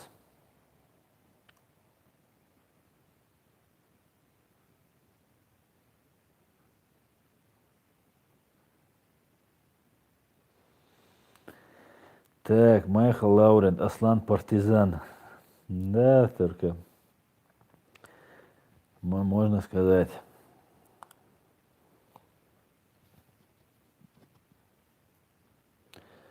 Так, граф Муслитер. Аслан, чат-рулетка более интересно бывает. Будем записывать чат-рулетку.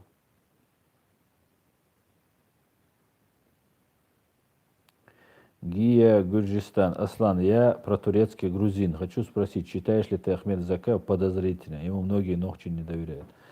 Нет, конечно, я не считаю. Ахмед Закаев настоящий лидер, настоящий мужчина, конах, какой должен быть. И, конечно, я не считаю. Если бы я считал его подозрительным, я бы его имя не упоминал бы в таком контексте. Конечно, я так не считаю. Ахмед Закаев всю свою жизнь посвятил борьбе за наше государство, а тот, кто там чего-то не понимает и там придерживается там какой-то российской пропаганды, это его проблемы.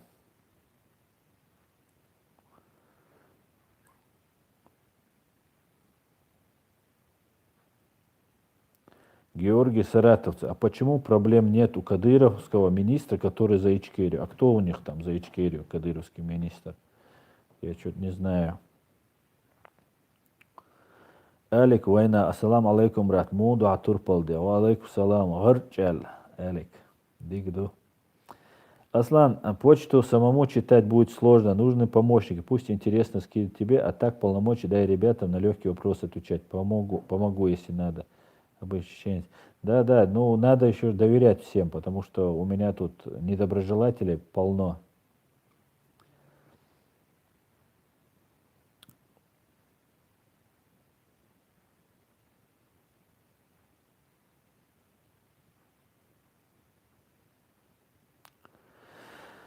Так, инфо. Если бы у тебя была возможность поговорить с Кадыровым, какие вопросы ты бы обсудил с ним?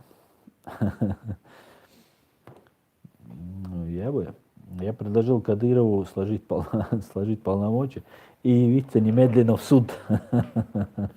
Что можно обсуждать с ним? Я бы предложил бы, сдавайся.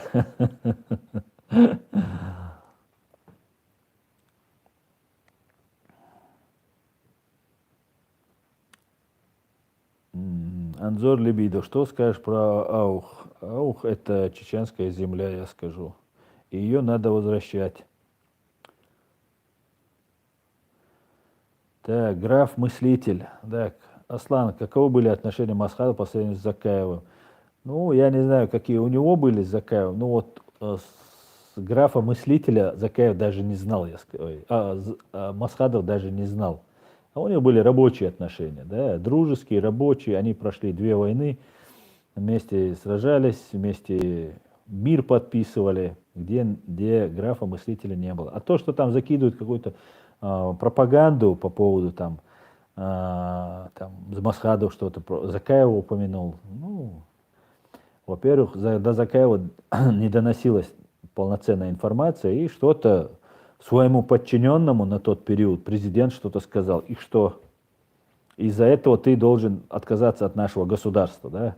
Если Ахмед Закаев несет знамя нашего государства, из-за того, что когда-то его начальник на своего подчиненного что-то там где-то сказал, мы должны это убрать. Нет, это глупо.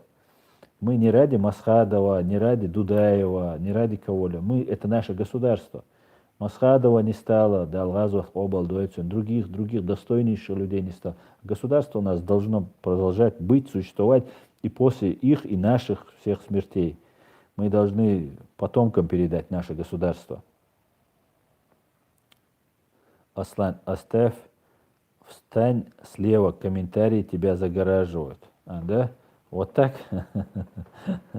Так лучше? Так.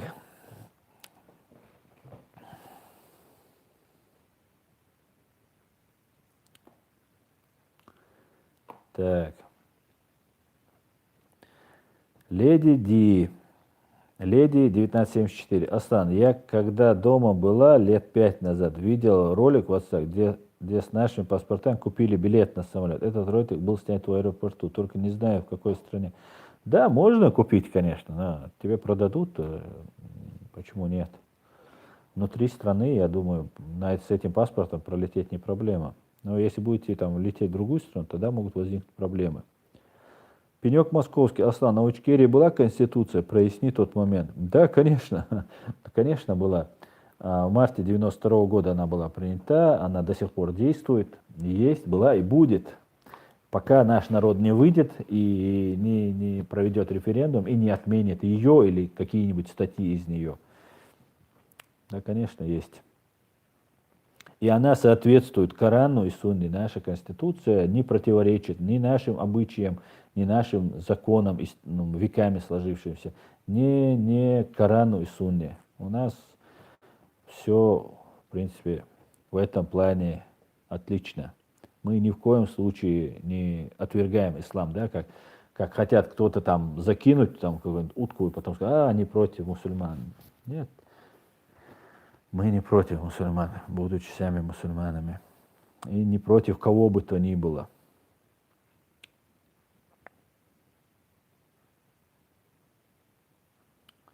Так, Юртер Колхозник. Аслан, лично я вижу, что в России начнется переворот, и нам в этот момент нужно, заручившись поддержкой Запада, объявить независимость и вести контингент войск ООН. Что думаешь ты, какие пути у нас еще? Да, это на сегодняшний день в этой сложившейся ситуации, да, мы можем свергнуть, да, когда в России все ослабнет, мы можем свергнуть вот эту оккупационную власть. Те же кадыровцы, которые рядовые, да, ребята, которые мне пишут, между прочим, и они будут все равно за свой народ, да, то они повязаны там большой кровью и так далее. Они будут за свой народ. И даже если они все будут против, мы не будем терпеть, если не будет оккупационной там 150-тысячной российской армии. Но мы не можем вырезать всех подряд, да. На сегодняшний день так много обиженных. Мне один парень рассказывал, что на его глазах и его друга глазах облили бензином и сожгли жену и там, по-моему, он сказал, ребенка. Это человек просто, как с этим жить? Как вот эти вещи можно пережить, да? И эти люди начнут убивать. Они убили моего ребенка, я имею право. В Коране сказано, воюй против них так, как они воюют против тебя, они скажут. И в Коране так сказано. И ты им не объяснишь, что нельзя убивать детей, там, даже уже совершеннолетних. Нельзя убивать детей.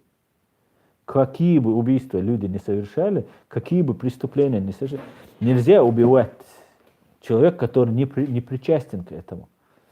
И для этого нужно будет вести, как ты правильно пишешь, вести войска ООН, миротворцев, разделить, успокоить всех, избрать власть.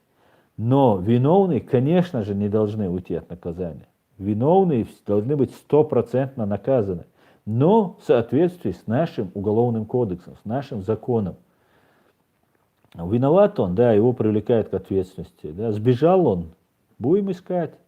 Будем искать. Никуда на этом свете те преступники не скроются. Как только Россия ослабнет, Россия нам их выдаст в первую очередь. А куда бы они ни уехали, любая страна выдаст, потому что на них огромные преступления. Так, что я должен был знать? Я что-то пропустил. Поэтому мы должны аккуратно, это специально Путиным заведено вот в такой тупик, вот в такой вот узел это связано, Гордиев узел, да, так называемый, чтобы нельзя было это разрулить. Потому что он поставил на карту, они выявили всю свою агентуру. Да, агентура, которая много лет находилась и не выявлялась. Они, эти стукачи, они их выявили. И это все совершены, даже исходя из того, как Путин пришел к власти, взорвав своих же россиян, 307 русских он убил, в основном женщин и детей. Вот это же надо отдавать отчет этому. Человек поставил все на свою на карту. Отступать им некуда. И то же самое сделали в Чечне. Он чем больше вот заморал, тем лучше. Им деваться некуда. И мы должны не повестись и не вырезать всех подряд. Да? Найдутся, кто и женщин захочет вырезать, потому что наших женщин убивали. Это тяжело сейчас объяснять, это трудно понять, кого это задело. Я это все прекрасно понимаю. Но мы должны исходить из того, как нам построить государство, и, конечно же, мы накажем виновных. Конечно, мы привлечем всех виновных к ответственности. Как оккупантов русских, русские ни один не уйдет, так и предателей, которые перешли на сторону врага. Но тот, кто не убивал людей, мы его тоже не можем убить только из-за того, что он был милиционером, полицейским там каким-нибудь. Но то, что проведем люстрацию, и ни один человек не сможет из них занимать государственную должность, это тоже ни для кого не секрет.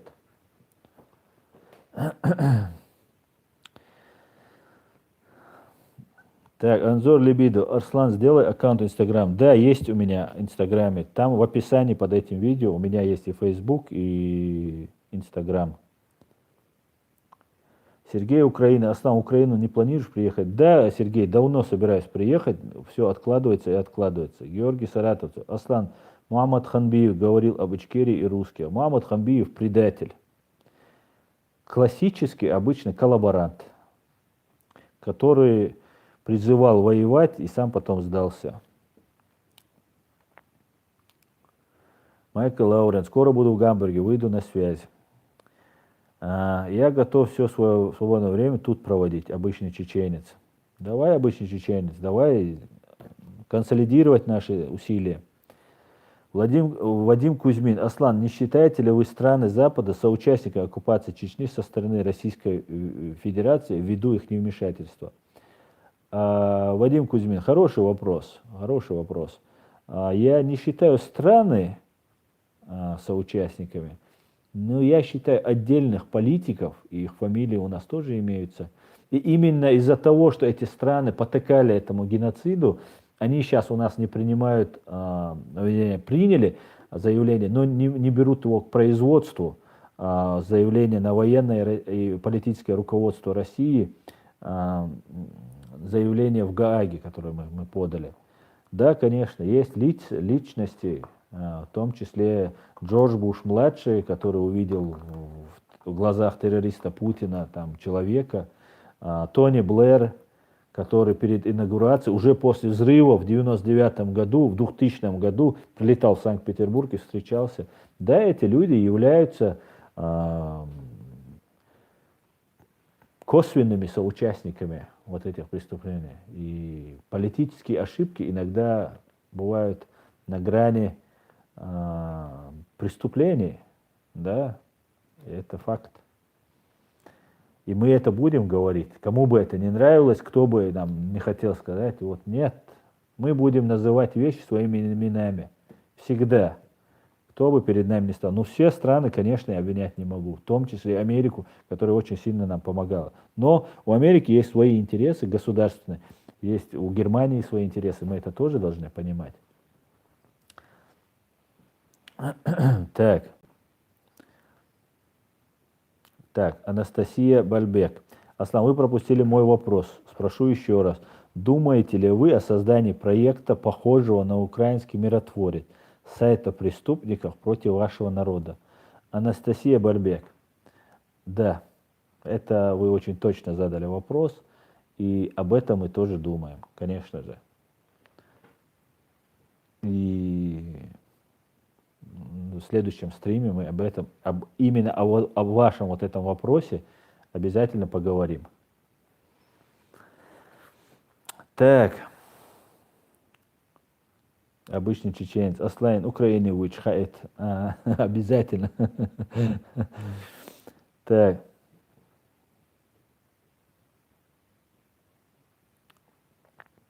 Так, как вы думаете, Америкой управляют банкиры? Я думаю, Америкой управляют, ну, банкиры в какой-то степени, но в большей части управляет их политики и народ. Носитель власти у них народ. Так, Ивангай, реалити. Ты серьезно считаешь, что Навальный это проект Кремля? Ивангай, я абсолютно убежден, я стопроцентно убежден, что Навальный это проект Кремля. В противном случае Навальный уже давным-давно бы или 2 метра под землей лежал бы, или же, как Немцов, или же где-то там в Сибири там лес валил бы. Я удивляюсь еще с людей, которые не считают его проектом Кремля. И просто это уму невостижимо. В какой вы стране живете? О чем вы говорите? Жорж Харрис, Аслан, ты исключаешь возможность, что Кадыров сам в конце концов выступит против России, и в глубине души, я думаю, он сам эту власть ненавидит, хоть и признается ее любви. Да, я исключаю абсолютно. Кадыров никогда не выступит против России, потому что ему просто, ну, он уже все замаран, запятнан, у него нет никаких вариантов. Аслан, ты нацист или националист? Нет, я не нацист и не националист. Горечь шатой. Так, дальше.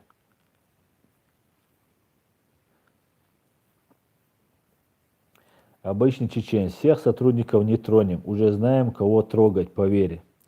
Да, информация у нас в огромном количестве есть. В огромнейшем просто количестве. Про всех. Про всех. Даже тот, кто думает, про кого нет.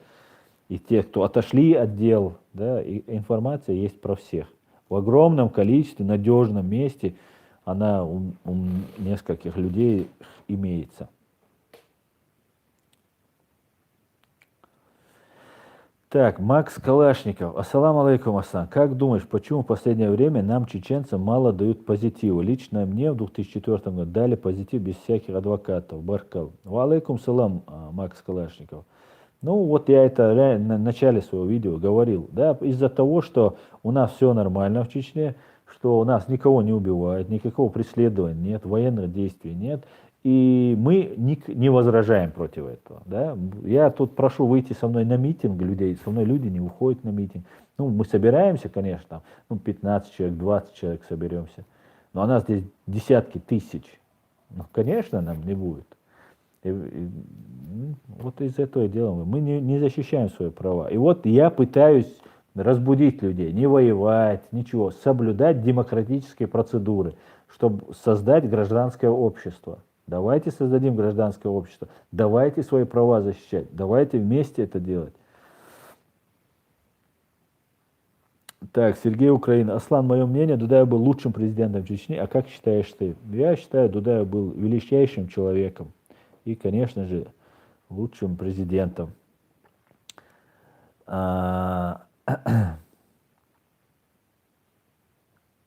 СМТ ТИС, Горец, демократия на греческом, на арабском, шариат. По-твоему, шариат враг шариата? Да, демократия это власть народа, понимаете, ребят? И это надо понять.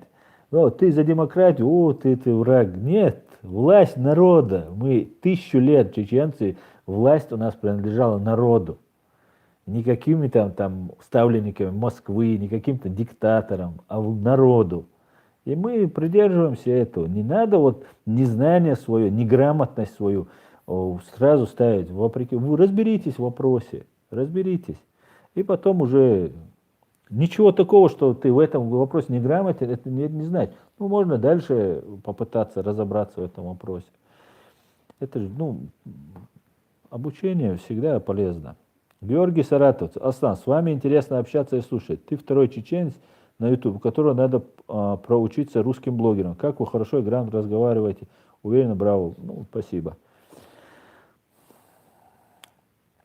Так, есть сомнения, так, Андриус Янкаускас. Есть сомнение, что Навальный это проект Кремля. Нет смысла подвергать свое здоровье за клоунаду. Он чуть зрения не потерял. Ну, это было случайно, да, я видел, ему там брызнули и попали именно в глаз. И человек, который там под подпиской был, срочно вылетел в Европу, сделал там ремонт глаза и вернулся. Я вас уверяю, за меньшее я знаю людей, которые сидят, убитые, преследуются, бежали сюда, за мизер вообще. Ну, зачем это так говорить? Это ранее есть, у него своя роль, понимаете? Не все там представляются такими там оппозиционерами там, против всего. У него есть рамки, куда ему нельзя выходить. И вот он ругает всех, кроме Путина. Вот. Это первый признак. Виной всего Путин, Патрушев, ну вот Иванов, там, Шойгу, и вот эта банда. И вот кто не называет именно этой бандой, вот этот человек уже вызывает подозрение. Да, ты можешь ругать всех, там, Медведева, там, 3-й, 10-й, но ты не можешь сказать про Путина ничего. А нет, так не пойдет. Виновник Путин и его ближайшее окружение. А если ты не называешь это, то, ну, я там договорился, потому что меня не трогают. Нет, это поп-гапон, который ведет людей, понимаете? И завтра, когда, помните, когда в 91 году, когда Ельцин приходил к власти, Навальный такой же Ельцин, собрались на Лубянской площади, там памятник, по-моему, уже снесли этому Феликсу Эдмундовичу Дзержинскому. И народ говорит, на Лубянку. Вот все зло там. Да надо достать архивы, провести иллюстрацию и построить нормальное демократическое государство. И вот Ельцин прям призывал, мы же не пойдем на Лубянку. Они прямо перед этим зданием стоят. Все, Россия стала бы другой страной. Понимаете? Нужно сохранить ГБшники, ФСБшники, НКВДшники, КГБшники. Они всегда используют кого-то. Они сами ничего не делают. Всегда используют кого-то, потом на кого можно списать. Но руководят они всем этим. Вот в чем вопрос. И вот тогда ГБшники сохранились. Да, они испугались, да, вот там, они многие потеряли свои позиции, но они все вернули, понимаете? Все. И то же самое сейчас делает Навальный. У него такая роль. Русские недовольные, русские, их полно. И они куда-то должны вот свою энергию направить. И вот эту энергию Навальный берет себе, как мотыльки. Лампочка горит, и он на эти мотыльки. Вот этих пассионариев русских он выдергивает. Понимаете? Вот в чем его задача. Кто не ругает Путина, вот этот человек уже вызывает подозрения. И все. А так, ну, конечно же, если Путина сказать, меня посадят, а если не сказать, нет, ну, ты на хозяина не ругаешься, а ругаешься на собак. Ты или дебил, или ты враг, если ты ругаешь собаку, а не хозяина. Виноват ведь хозяин, и все это понимают. Так что вот так вот.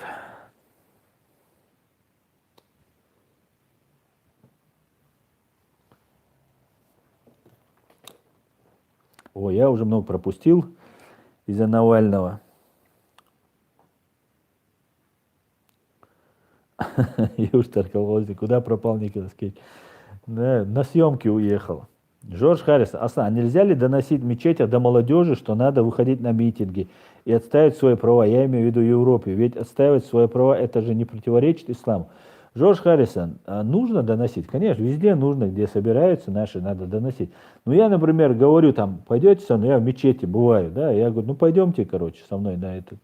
О, нет, там, у меня дома родственники, там. Ну, я говорю, я буду, выступайте, вы ничего говорить не будете, там, закройтесь плакатом, там, еще как-нибудь. Там, из этого никакой пользы не будет, там, и так далее. Вот все, что говорят. Люди не понимают просто, не понимают системы, как это работает, не понимают, что надо добиваться. Никто не будет за нас это делать, понимаете? И надо этому добиваться этого. Так, Руденко Роман. Люблю, уважаю, поддерживаю ваше желание быть свободным. Сам с Украины, не сдавайтесь. Спасибо, Роман. Спасибо. Не сдадимся. В этом можете не сомневаться. 400 лет нашей борьбы это подтверждает. Это не зависит от меня лично. Чеченцы не сдадутся. Я уверен в этом. Так.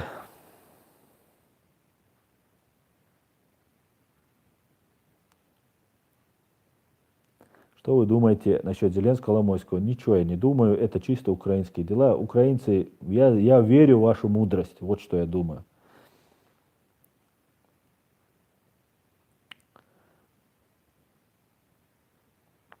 Так. Имам, ассаламу алейкум, Берзлой, ва алейкум салам. Так. Дертм 2332 говорит, если ты не националист, почему ты против остаться в составе России? Что за бред? Да, ну давай тогда войди в Чечню, Россия, войди в Чечню, в состав Чечни. Я не националист. Почему это я должен быть в составе России? Давай ты будешь в составе Чечни. Что за бред вообще?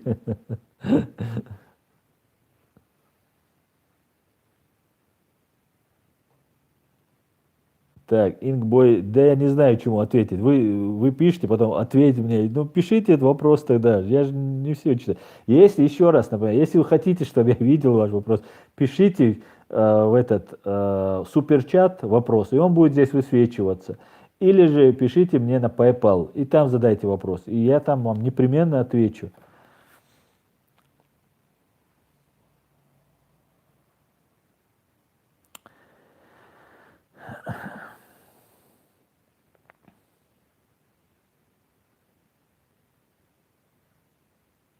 Так, прокомментируйте Мальцева, говорит. Ну, Мальцева, я не знаю, Мальцев говорит, что он уехал, живет во Франции, да, если я так понимаю. Ну, не знаю, Мальцев, может быть, он и реальный оппозиционер. И то, что он не находится на территории России, если он говорит про Путина, ну, значит, я так его не смотрю. Так, Ивангай, не знаю, ни реалити не отвечает, кто-то удаляет комментарий. Ну, понятное же дело. Ну, никто не удаляет комментарии, ребят, все нормально, не надо возводить напраслину. Так.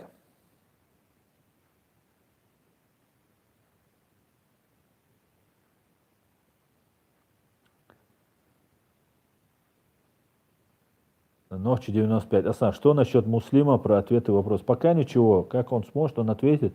Он запишет видео, и я обязательно выложу. 3 вопроса к Аслану, говорит Сергей Украина. Задал и получил 3 ответа. Спасибо. Не за что, Сергей. Я когда вижу, я не игнорирую вопросы. Ну там, кроме кое-какой одной и той же повторяющейся темы. Там, вот так. А так не игнорирую. Да, смотрел я Мальцева. Ну.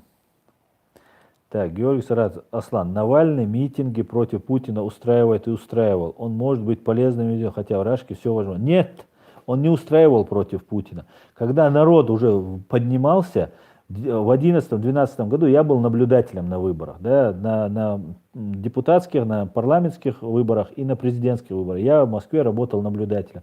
И когда этот народ уже взбаламутился, когда поднялся, и когда вышло более 100 тысяч человек, Навальный и ему подобные, там, Ксения Собчак, Гудков, младший это все симулякры, это искусственно созданные люди, которые спускают этот пар, и никто не... Если бы эти 100 тысяч тогда Навальный не дал бы, сказал, не, мы идем по домам. Если мы останемся и не уйдем, вот вопрос. Выйти-то вышли, вот надо вышли эти 100 тысяч человек, они должны закрепиться и стоять. 100 тысяч человек прогнать очень тяжело. А потом уже призывать всех. Эти 100 тысяч могли легко миллион позвать. До миллиона набрать. И ничего с ними нельзя сделать. Их можно расстреливать там, в день 1000 человек, даже если убьет, весь мир поднялся бы. И Путин стал бы незаконным уже, не рукопожатным во всем мире. И именно Навальный, Гудков, Собчак и вот эта вся эта симулякорская сволочь, они спустили этот протест в одно место. Поэтому нет, есть огромное количество недовольных русских, огромное количество, именно Путина, и они не заинтересованы, как Навальный там в каких-то там своих интересов корыстных не преследует. И вот эти русские, их надо куда-то, ихнюю вот эту энергию куда-то деть. И вот Навальный использует, конечно, это технологии, обычные технологии.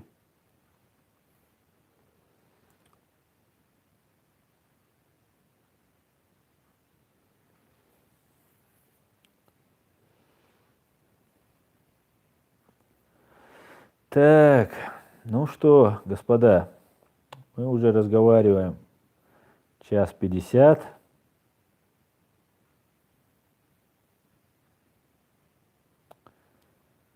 Я думаю, уже пора закругляться.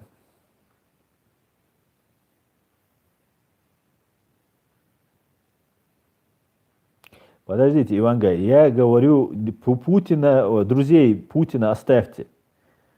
Медведева, его друзей, в том числе и Медведева. Нет. 30 миллионов про Медведевых оставить. Только Путин. Надо говорить не про собак. Все остальные собаки. Он царек самый главный. Про царька говорит. Убивают за царька. Главная причина это царек. А остальное, ну что сказал он, у Медведева бабки есть.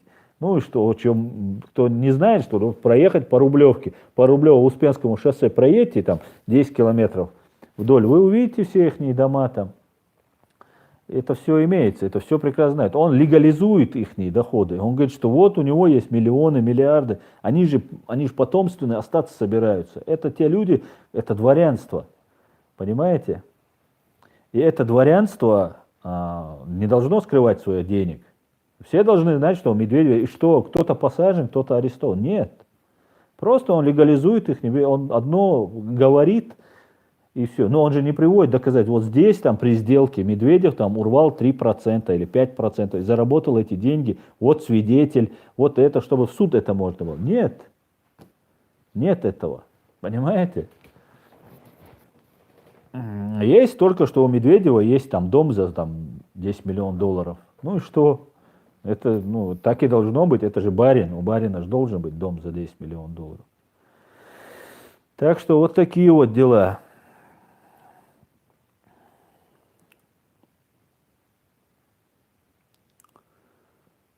Так.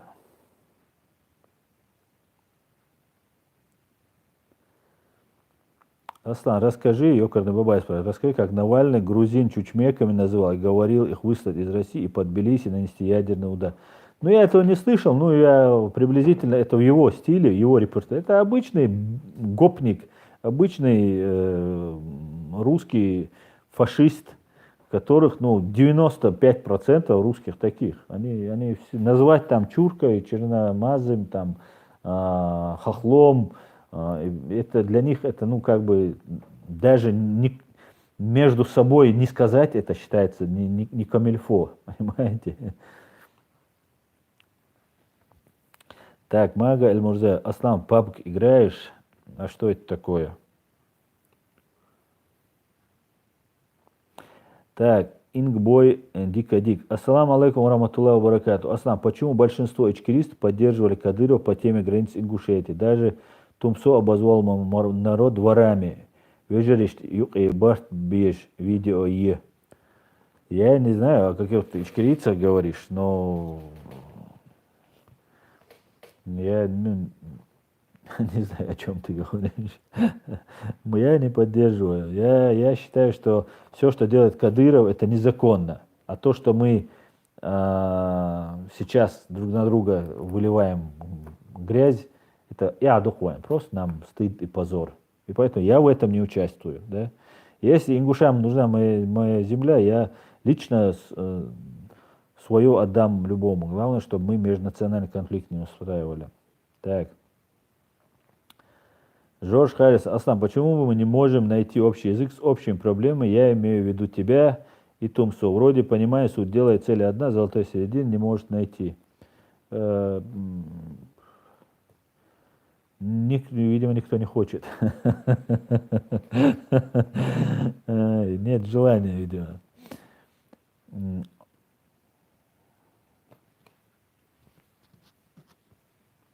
Так. Рустам Шарипов, Навальный русский шовинист.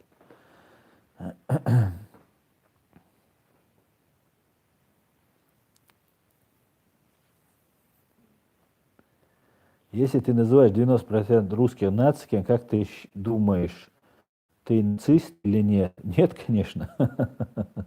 Это как это? Где вы видели определение того, что если называть там русских нациками, я являюсь нациком? Нет, конечно. Русские на самом деле имперцы. Да? Давай, что такое имперство? Да? Это то, что ты выше кого-то, а эти должны быть в составе тебя. Значит, они ниже тебя, правильно? Так вот, все имперцы это не просто нацисты, да, а воинственные нацисты. Значит, фашисты. Воинственный нацист это фашизм. Русский 95% имперцы. Это я так по заниженной скромке. А имперец это фашист в моем понимании. И, соответственно, я называю вещи своими именами. Если русские не имперцы, отпустите все земли. Выйди просто на митинг и скажи, что мы должны отпустить Якутию, Татарстан, Кавказ. Что из этого выйдет? Тебя первые русские же ногами затопчут там же. Причем самые-самые толерантные. Поэтому не надо меня обвинять в чем-то.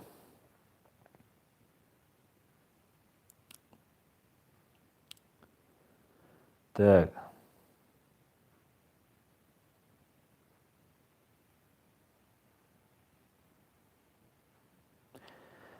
Так.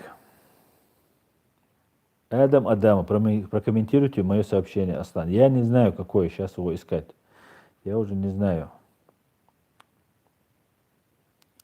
Так, господа, мы уже 2 часа общаемся, и вы мне нисколько не надоели, но я считаю, что нам надо заканчивать, чтобы у нас в пятницу в 9 часов по Берлину мы могли новую тему обсудить. В новой теме мы в следующий раз обсудим. Вот нам дама задала как раз вопрос, который я хотел обсудить.